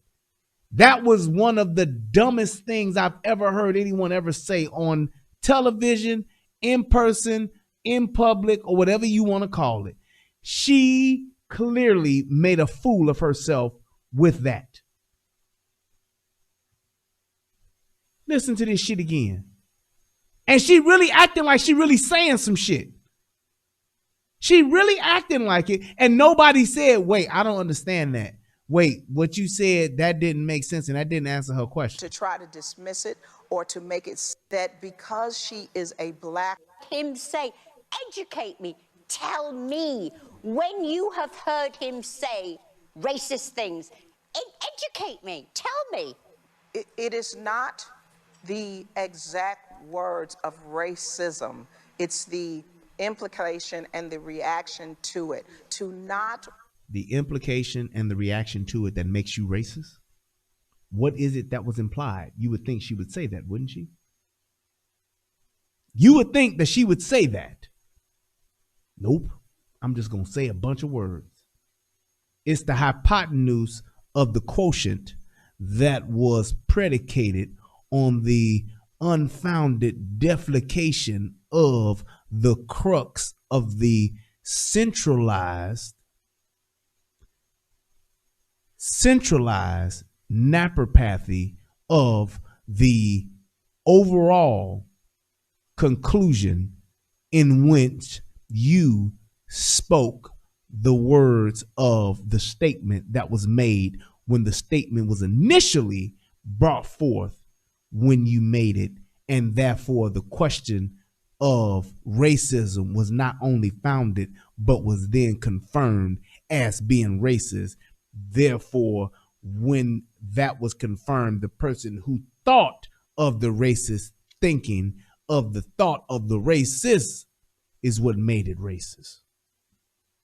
To address that because she is a black woman and to try to dismiss it or to make it seem...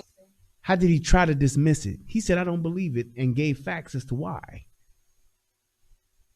Less than what it is. That's what makes it racist. But right now, I'm talking to a woman who I believe is my friend, and I don't want anybody here to watch this and say that we're attacking you for being racist. And do you hear that? And for that, if I articulate... Did you hear that? We're attacking you for being racist. We just attacking you for standing up for your friend that you said wasn't racist. Adam Hudson. It's fucking 2:17 in the morning. What the fuck are you doing here, sir? And why the fuck do you feel the need to come into my comment section to say fake ass Tommy Sotomayor? What the fuck is your problem? Don't you have a life? Don't you have something else to do than to come here and say that? And now I'm going to even give you the opportunity to explain why you posted what you posted. You came to antagonize me. Ladies and gentlemen, another woman-raised male. I hit a nerve. Do y'all see the nerve hit? This is why we are in the situation that we're in. This nigga that has no life felt the need at 2 in the morning to come and antagonize me. Let it go. Let it go. Let it go. Let it go. Yeah, unblock it. Unblock it. I'll get rid of his punk ass when it's time. I want to prove my point. He felt the need to come and antagonize me for what? In the name of Tommy? Is that why you here? You here for Tommy? Is Tommy your boy? Is that what it is? I'm really trying to like understand it. Is that why do you know Tommy and that's why you here? Yeah, leave him unblocked. Is that what this is? I want to find out. You're here to antagonize me and hit a nerve. So I guess, are you a professional nerve hitter? Is that what that is? What's your point? I'll call in the number. Why the fuck would I let you call in if you're only here to antagonize me and to hit a nerve? That means that when I do give you an opportunity to speak, you gonna do what that other bitch did on Piers' show and just say a bunch of shit that's not true, acting like something that you're not. So why would I do that? I'll watch you or Tommy. Don't matter. You just like him. Swagger jacker. What the fuck does that mean? You will watch me or Tommy. What are you talking about? Do you see what it is that you're trying to say? You can't even say it when given the opportunity. See if you can earn yourself a minute to talk on my show, motherfucker. How about that? Can you articulate a point using your words and using complete sentences to express a thought, to say what it is that you're here, as opposed to just saying you're here to antagonize me, which I don't get, and you're here to strike a nerve or you hit a nerve. You took the whole swag of another man, sir. How?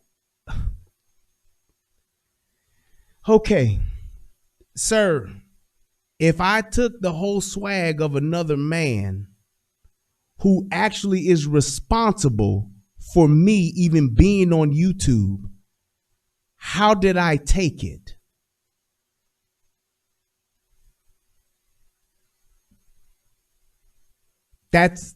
How did I take it?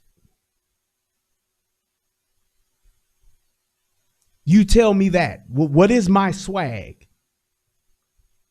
I was born into YouTube via Soto Nation, through Tommy Sotomayor. Why would I not sound something like that which I admire, which I pay homage to on every show? You were raised by, here we go. You were raised by a single mother, but good thing Tommy adopted you. Ha.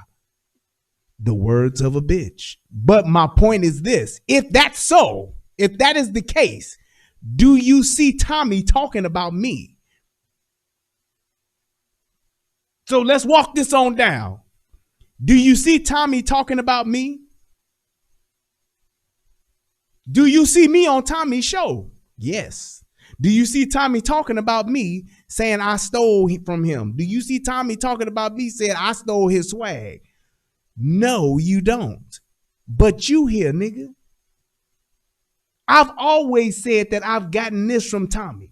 I've always said that what I do, I'm trying to model and pattern myself after the best, or who I deem is one of the best. And now you're saying I'm a seed of Tommy Sotomayor. Thank you. I admire the man. I'm inspired by the man. I've never hidden this. I shout the man out damn near every show. So what's your point now? Is the nerve, is it that, I mean, are you still trying to be a professional nerve striker? I don't know, because you literally, that's just like somebody saying I pattern my game, or I've styled my game of basketball after Michael Jordan, and then you come in here saying, yeah, you will see the Mike. Get your own personality. It's pathetic. You don't even fucking know me, Adam. Why do you care? When did you become a Tommy Sotomayor warrior? So would that mean if you're here fighting for Tommy, are you now dick riding Tommy? Are you cheerleading for Tommy? Would that be kind of like the same thing? Well, hell, you don't even have you're not even a YouTuber. So you're here for another man. So you kind of got his draws on too then.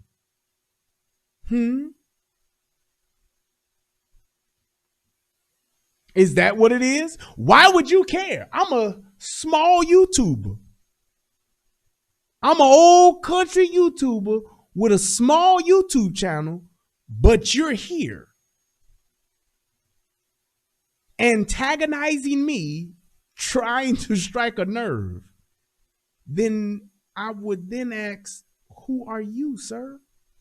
And why are you here? Could it be that you are jealous of me? If you're spending your time antagonizing me, I don't know you. You are nobody to me. Here to hate watch. Then you have no life, nigga. You're literally a maggot. You're sitting here trying to eat off of someone else because you have no life. And that's why you didn't get a chance to speak, because you actually have nothing to say. What the fuck is hate watching? Exactly. That makes it even worse, you dumbass. This is my free time, sir. You dumb son of a bitch. In your free time, you choose to come and hate watch. Who the fuck does that? I tell you who. The guy who has nothing, is in someone's basement, living under someone else's roof, with not a goddamn thing to their name, sitting up, watching me, and yes, from Kew Gardens, getting by on my channel. That's exactly who you are. You are literally nothing. You're trying to make something out of nothing. You're trying to sit here and say, hate watching is fun. What the fuck does that mean? You could be doing something to actually enrich your life.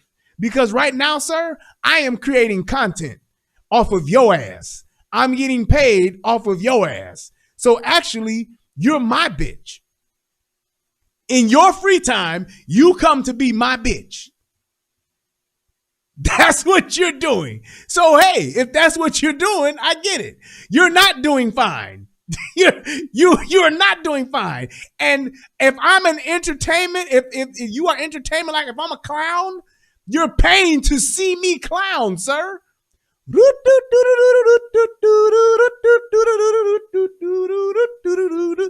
paying to come do this, sir. You're wasting your free time to come do this. That's what you are. So do this. Continue to be the bitch that you are. Sit there as the maggot you have shown us all to be, and help me continue to make my point on YouTube. Thank you, sir, and I bid you adieu. Yeah, but getting back to my point, these people are crazy, man. I don't know what the problem is with niggas. Who does that in their free time? Do you know how much I could sleep in my free time? I can go. I mean, free time. That means all of your responsibilities, your obligations, all of the things you like to do. You saying, fuck that. I'm going to do this new thing called hate watching. You hate to watch me? Or you're watching me to hate on me? That makes no sense.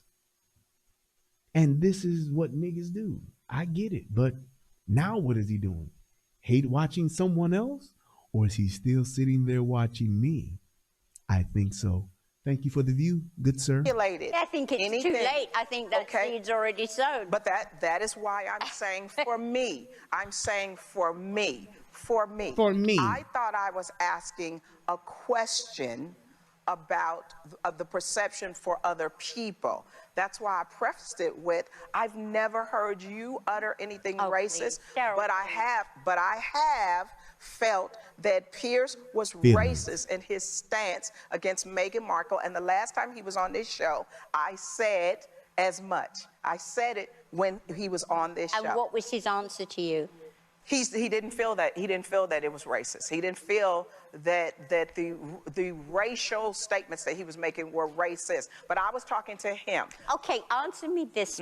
So the fact that your feelings and how you felt led you to say that he's racist, you felt the need to come and say that he's racist because of your feelings. No facts, just feelings.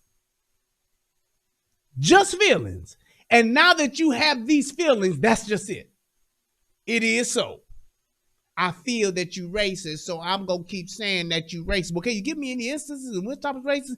It's just the fact that you disagree with a black woman, and the fact that she's a black woman and you disagree with her, or you didn't like what she said as a black woman, then that's what makes you racist. That is like beyond stupid. And the fact that Cheryl Underwood is allowing herself to be used as a race hustler to come and say some stupid shit like this, it's embarrassing.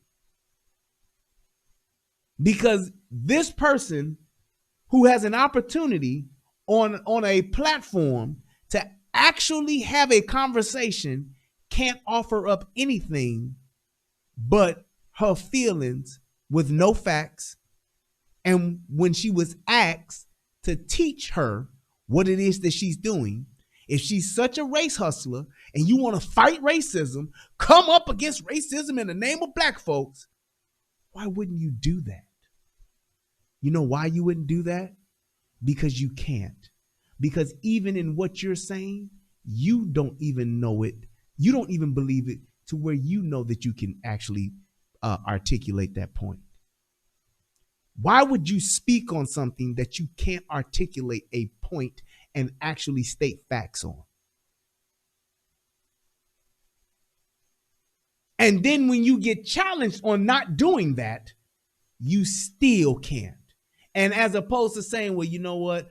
I understand what you're saying, and I can't point it out to you. So maybe I shouldn't have used those words because I know you not to be racist. Then why are you having a conversation about her saying something about someone you said you feel is racist?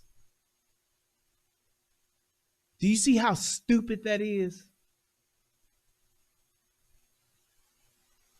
This is utterly ridiculous that she is in a situation to where she's having a conversation like this with a black person who can't articulate what the actual problem is. And this is the problem with niggas, period.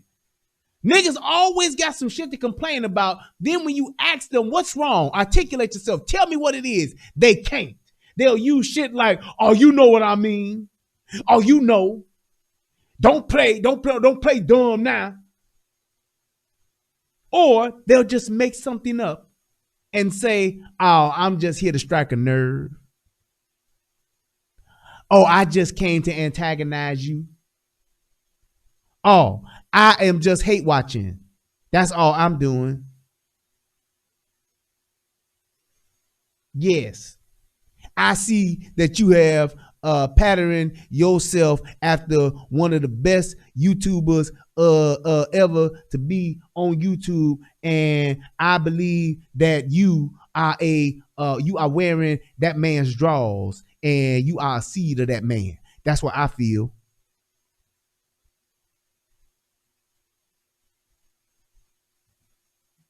That's exactly what we do.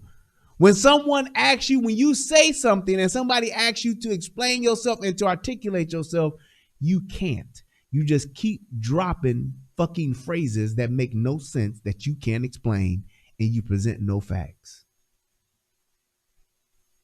But yet and still, you're in your feelings talking about how you feel and can't explain it.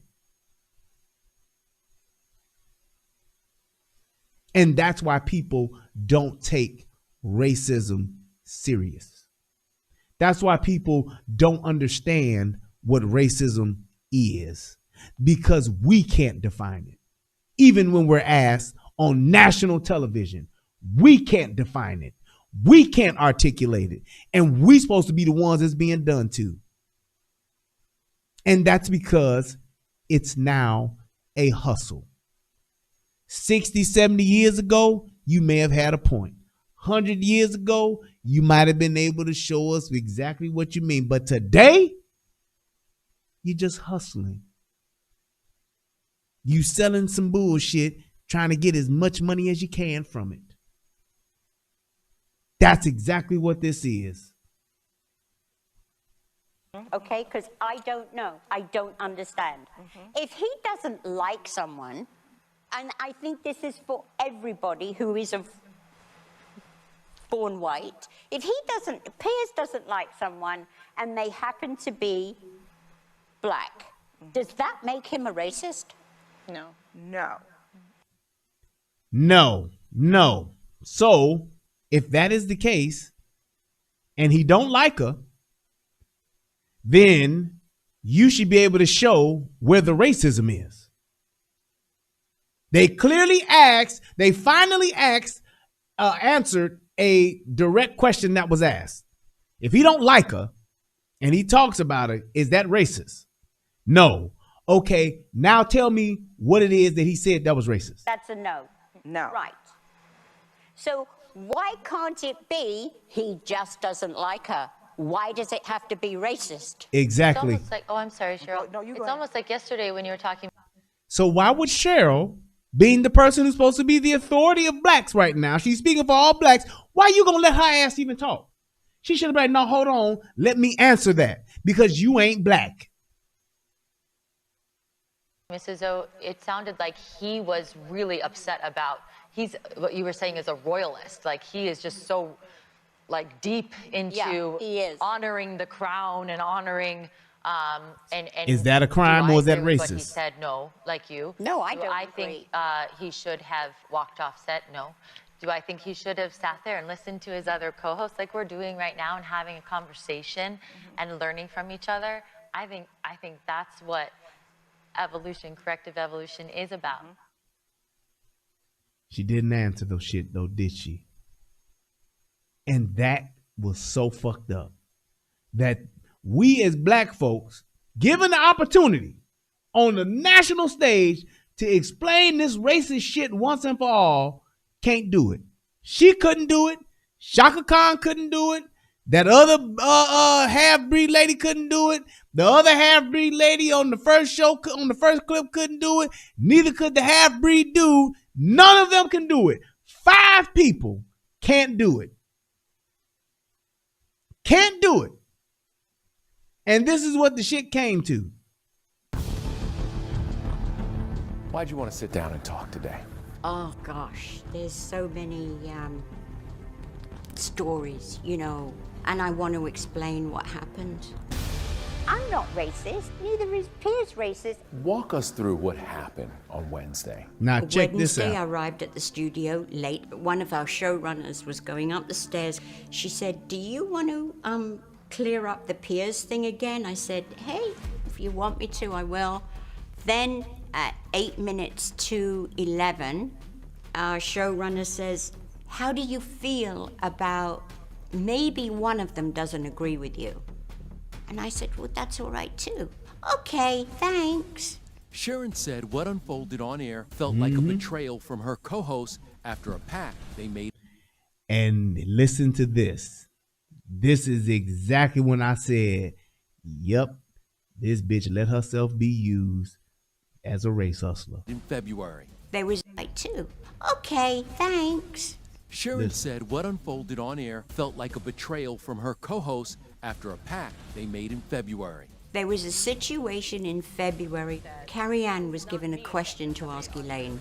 And Carrie Ann didn't want to ask it, but it came from the producers to ask Elaine. And it was, if black people can use the N-word, why can't white people use the N-word? I would love to hear what you have to say. Which is a very naive question to ask. We all know why. So Elaine got very upset with her response. Carrie Ann started to cry. So we agreed we would never surprise each other with questions if we thought the other one hadn't been prepped. And we said we will never put ourselves in this situation again where we set each other up. So we all agreed as There women, it is. got your back. You hear that shit? So some same old race hustling shit came up about why we get to use the N-word and you don't, and why black folks get to use the N-word and you don't. And I get it. But now if your intentions were pure, y'all would have discussed this already and been like, hey, this is the question that's coming up. And this is where you can clearly see how the media plays off this shit. The producers got together and set this motherfucker up against each other. These women saw what the fuck happened, saw like, man, this was really some fuck shit. So let's not do it no more. And what this bitch Cheryl Underwood do, that very same shit. You know why? Because she made the choice to stay on the plantation. Yeah, buddy. But ain't nobody gonna say shit about that though, right? Because what she did was some real, true fuck shit. Straight up. She absolutely race baited her. As a professional race hustler that she is, she ain't professional. Al Sharpton and Jesse Jackson are professional race hustlers. But as the amateur race hustler that she is, she definitely race baited Sharon Osbourne. Finished saying what I'm saying, and then Cheryl asked me these questions, which I didn't know, and they were written questions, and then Elaine's reading her questions. Stand up for anti-racism. And I'm like, I've been set up. Don't try and cry, because if anyone should be crying, it should be me. And I went like, how I don't think bears can cry, but I guess. dare you all do this to me? I'm your sacrificial lamb. So in the break, I'm like, talk to me, Cheryl. Talk to me. What is going on? She wouldn't. I lost it even further. Sharon did take to Twitter the next day and apologize, saying, quote, "To anyone of color that I offended or let down, I am truly sorry. I panicked." But she did not publicly apologize to Cheryl. I want you to hear from me. Do you regret how things spun out of control with Cheryl? Regret? Oh my God. Cheryl's my friend of nearly 11 years. What do you want to say to Cheryl? I love Cheryl. I love Cheryl. I've apologized to Cheryl. She's not gotten back, and I can understand Cheryl needs her time.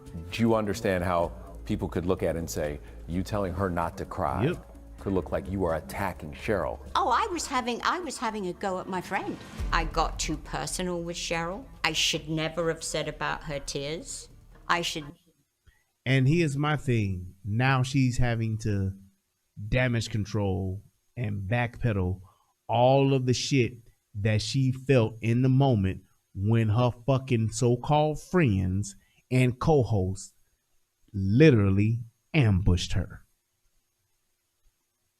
And here's what's fucked up about it. The producer and Cheryl will never come forward and say, yeah, what I did was fucked up.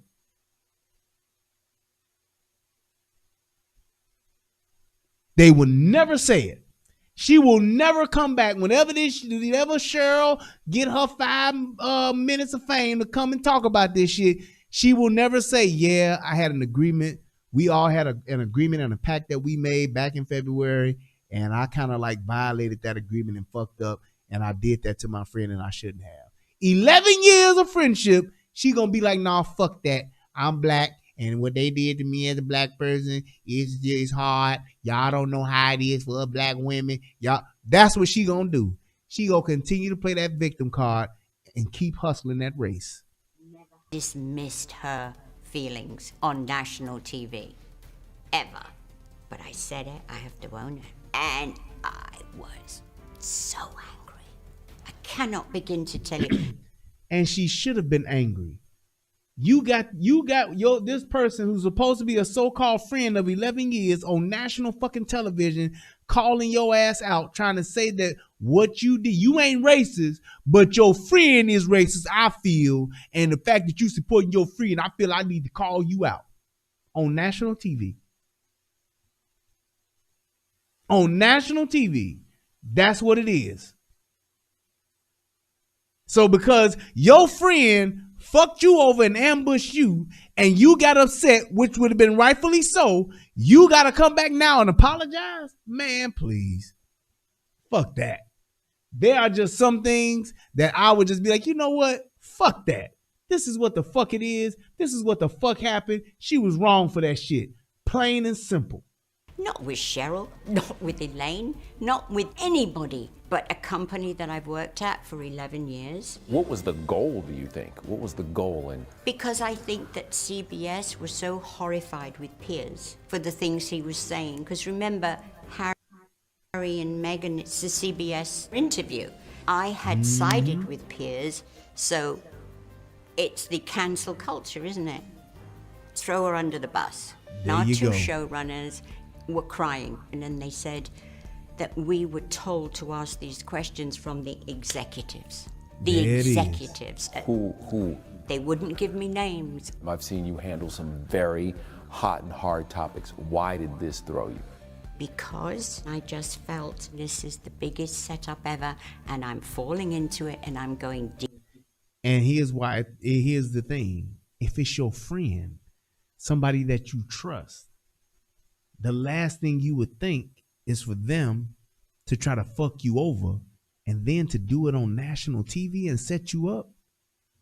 That's going to bring out the realness in damn near anybody. 11 years of friendship, and then you going to try to pull this bullshit on the air? Oh, yeah. I understand that. Deeper down this hole. A spokesperson for CBS tells ET they are, quote, very mindful of the important concerns expressed and discussions taking place regarding events on the talk. The show will extend its production hiatus until next Tuesday as we continue to review these issues. I'm sorry, I don't believe a word she says, Meghan Markle. For someone with that large of a megaphone, that was unbelievable. Yeah, I never agreed with it. I agree with his freedom of speech. He's a provocateur. And how about that? Finally, someone says it.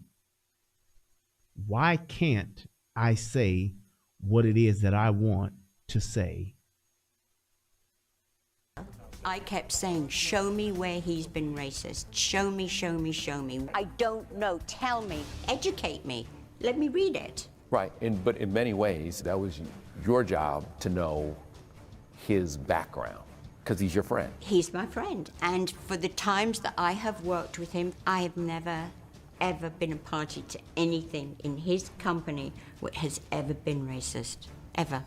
Have you talked to Piers since this? Yeah, sure. He checks in on me every day. He feels really bad because me standing up for his right of speech has got me where I am today. Today, Leah Remini became the second former co-host of Sharon's to accuse her of using racist language at the talk. The season 1 co-host told journalist Yashir Ali Sharon would refer to Julie Chen, who's Chinese American, as, quote, wonton and slanty eyes. This days after Holly Robinson Peete said Sharon had her fired for being, quote, too ghetto. Sharon denies both claims. People who are let go. Ain't it funny how everybody jump on the train once they hear the whoop whoop? Everybody like, oh yeah, that's my train. I got to get on that too.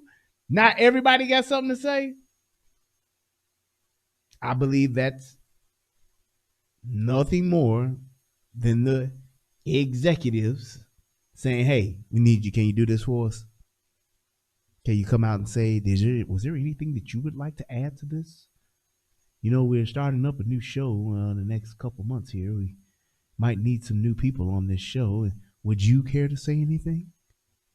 Way get pissed off. I'm the big girl with the big mouth, so they fire it at me. but I'm not a fool. Don't accuse me of something that's a lie. What do you think they're going to come back with out of this investigation? All I said was, I want an investigation. I want to know who was the executive that said to ask me these questions, and I want to know why I was left out to dry on national TV.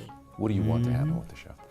I wish that we could go on and have a adult conversation calmly and work it out, but I don't know whether we can. I don't know whether it's gone past that, but I don't know whether I even want to go back.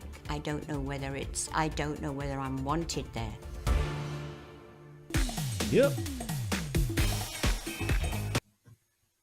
And that's, in my opinion, it's like she's in a position to where she got a decision to make. She can go other places. She has, a name for herself and all that kind of shit. She can start her own goddamn shit. But it's like when you're talking about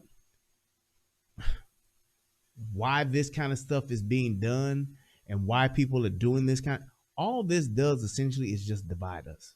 It keeps us divided.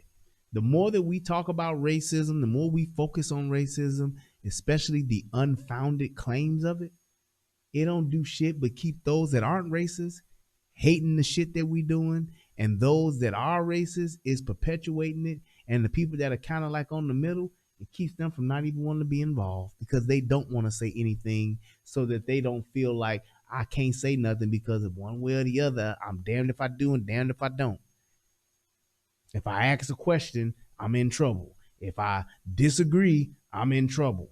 Or I'm a racist if I disagree, or I'm a racist if I don't agree. It's all a tool of division, and we steady buying it. You see somebody on the news, you say they racist, everybody better say they racist, because if you don't, then you a racist too. And if you black, then you ain't racist, you just a coon. Yo, you ain't woke.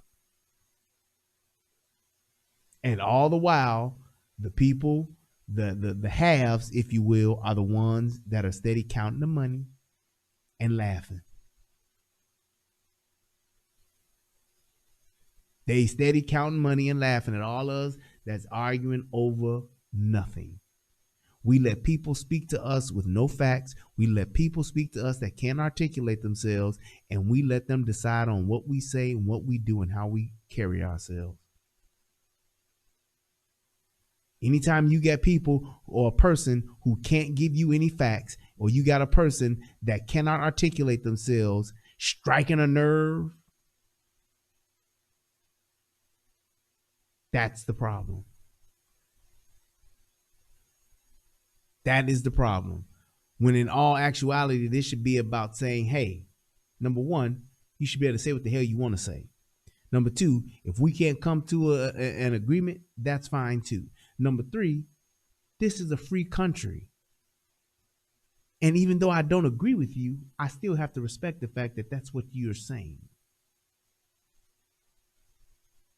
This whole thing about you don't know because you ain't black, you can't speak because you ain't black, you did this because you ain't black, you said that because you ain't black, you can't do this because you ain't black, is a bunch of bullshit. And all it does is keeps us divided. There was once a thing created called the Constitution. And what that Constitution was and what it meant and what it was for, it was to keep it to where everybody could be free. Everything ain't always equal, but everything and everybody should always be free. And if you want to say, hey, we're striving for equality, hey, we're striving to make sure that we can have equality, I understand that. But you have to always remember these founding principles are what it takes in order for us to build on our freedom. Your First Amendment right should be, I should be able to say whatever the hell I want to say. And if you disagree with it, fine. And if you want to argue with it, argue that point, I get it. But you need to have some facts to do it, as opposed to just bringing your feelings to the table. And we've starting to take feelings for facts, and that's fucked up. I hope that this video helps somebody become a better version of themselves. I didn't want to go this long, but I knew it was going to be long, and it wound up being real long, but I got it off my chest. I just really hope that we could take a look at this and people will see this and be like, damn. Even if you don't watch the whole thing, you can just see the hypocrisy and the bullshit that's being spewed. These race hustlers are a fucking menace. They are a problem.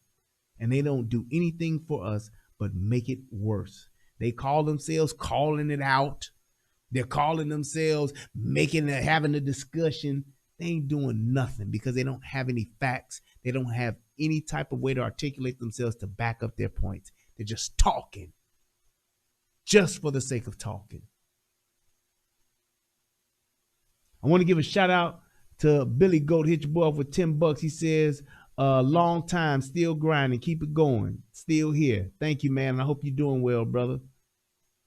Also, my man, Derek J. hit your boy with $50. He says, call when you can, riding all night. All right, I got you, bro. Will do.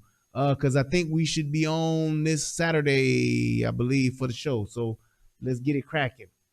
Also, let's see. We got No Brads. Hit your boy off. He said, now my grass can grow. $10. Thank you, brother. I appreciate it. Also, want to give a shout out to Sigma Lady. Hit your boy off with $20. He says for Ty Sands. Thank you so much. I appreciate it. Thank you. Let's see. My man Angry Man hit your boy off with $5. That's what's up. Appreciate you, brother. Let's see here. And my man Jay 6945 hit your boy with $5 as well. Appreciate it. And Covette hit your boy with $10. He says, great show. Thank you so much. I appreciate it. Let me check the PayPal side of the game. If you are watching this on the replay, please feel free to still donate. Click the like and leave me a comment. Let me know what you think. Let me know what you think. I thank everybody that. Oh, my man, Angry Man. He said, give Adam these $5. Hold on, I'm gonna read that. I gotta go back to that one. Hold on, let me check the. Oh yeah, my man, Eric Fella hit your boy off with what is that? Hit your boy off with $4.45 or $5. Thank you so much on the PayPal side of the game. Appreciate you. And he came back and hit me with another 10. Deluxe 247. Appreciate you, man. Thank you, thank you, thank you. Hold on, let me go back and read what my man said. My man Angry Man said, give Adam these 5 across his lips. Hit it with the Fred Sanford. So, Adam, like I was saying before, man, you're a piece of shit, and you need to find something else to do in your free time, sir. I'm telling you, but whatever. I hope you enjoyed your 2 minutes of fame. What did he say? Brian, I watch your R. Kelly videos. Great. Oh, you watched the R. Kelly? Thank you, man. I appreciate it, man. Yeah, that R. Kelly, man, that was some of my best work, man. I appreciate you. Appreciate you. Glad you enjoyed it. All right, I just want to say thank you to everybody that helped support the show. Thank you for everybody that donated, everybody that watched it. Click the like button or subscribe button if this was your first time here. I hope you enjoyed yourself. I haven't done a 4-hour show in a very long time. I try to stay in that hour and a half, 2 hour max, but this one was a little different because it was a lot in it. And I just really wanted to just point out a lot of the clear and just blatant instances of these people trying to say this is racist or that is racist and can't articulate it. When you hear somebody say it, and I understand that a lot of white people, y'all are in an awkward situation because you can't ask people sometimes what it is or explain this because they do this. They do just this. And these are celebrities. These are people who got names, platforms, and all of this. And they can't even get an understanding. They can't even get factual information. They can't even get the same black people who are accusing them of this thing to articulate this very thing. They can't do it. Biracials can't do it. And you know why? Because it's so much of this that is bullshit that if you really looked at it, the amount of racism that you could actually point out, it's so minuscule that it's not even worth talking about. It's that small to where it really would be pointless to bring it up. I hope that this video helps somebody become a better version of themselves. I am Brian Redmond. This is the Relationship Rehab. Please subscribe to the United Guns of America and to the Relationship Rehab. Leave me your comments. Thank you so much. I love you guys. Y'all have a good night. Peace. Feeling like this. And I'm out. But I'm out here in these YouTube streets. Thank y'all so you much. Shout out to all my mods. I want you to get your mouse. Thank you guys so much. I want you to appreciate check me all of out. y'all. It's the Relationship Rehab. Like, share, and subscribe. We coming at you live. So come on, let's take a ride. Then subscribe to United Guns of America. Just click that link and listen up to what I'm telling you. It's the Relationship. Click that link right now. You know what I'm saying? It's your boy Brian Redmond, and I just want y'all to subscribe to my channel.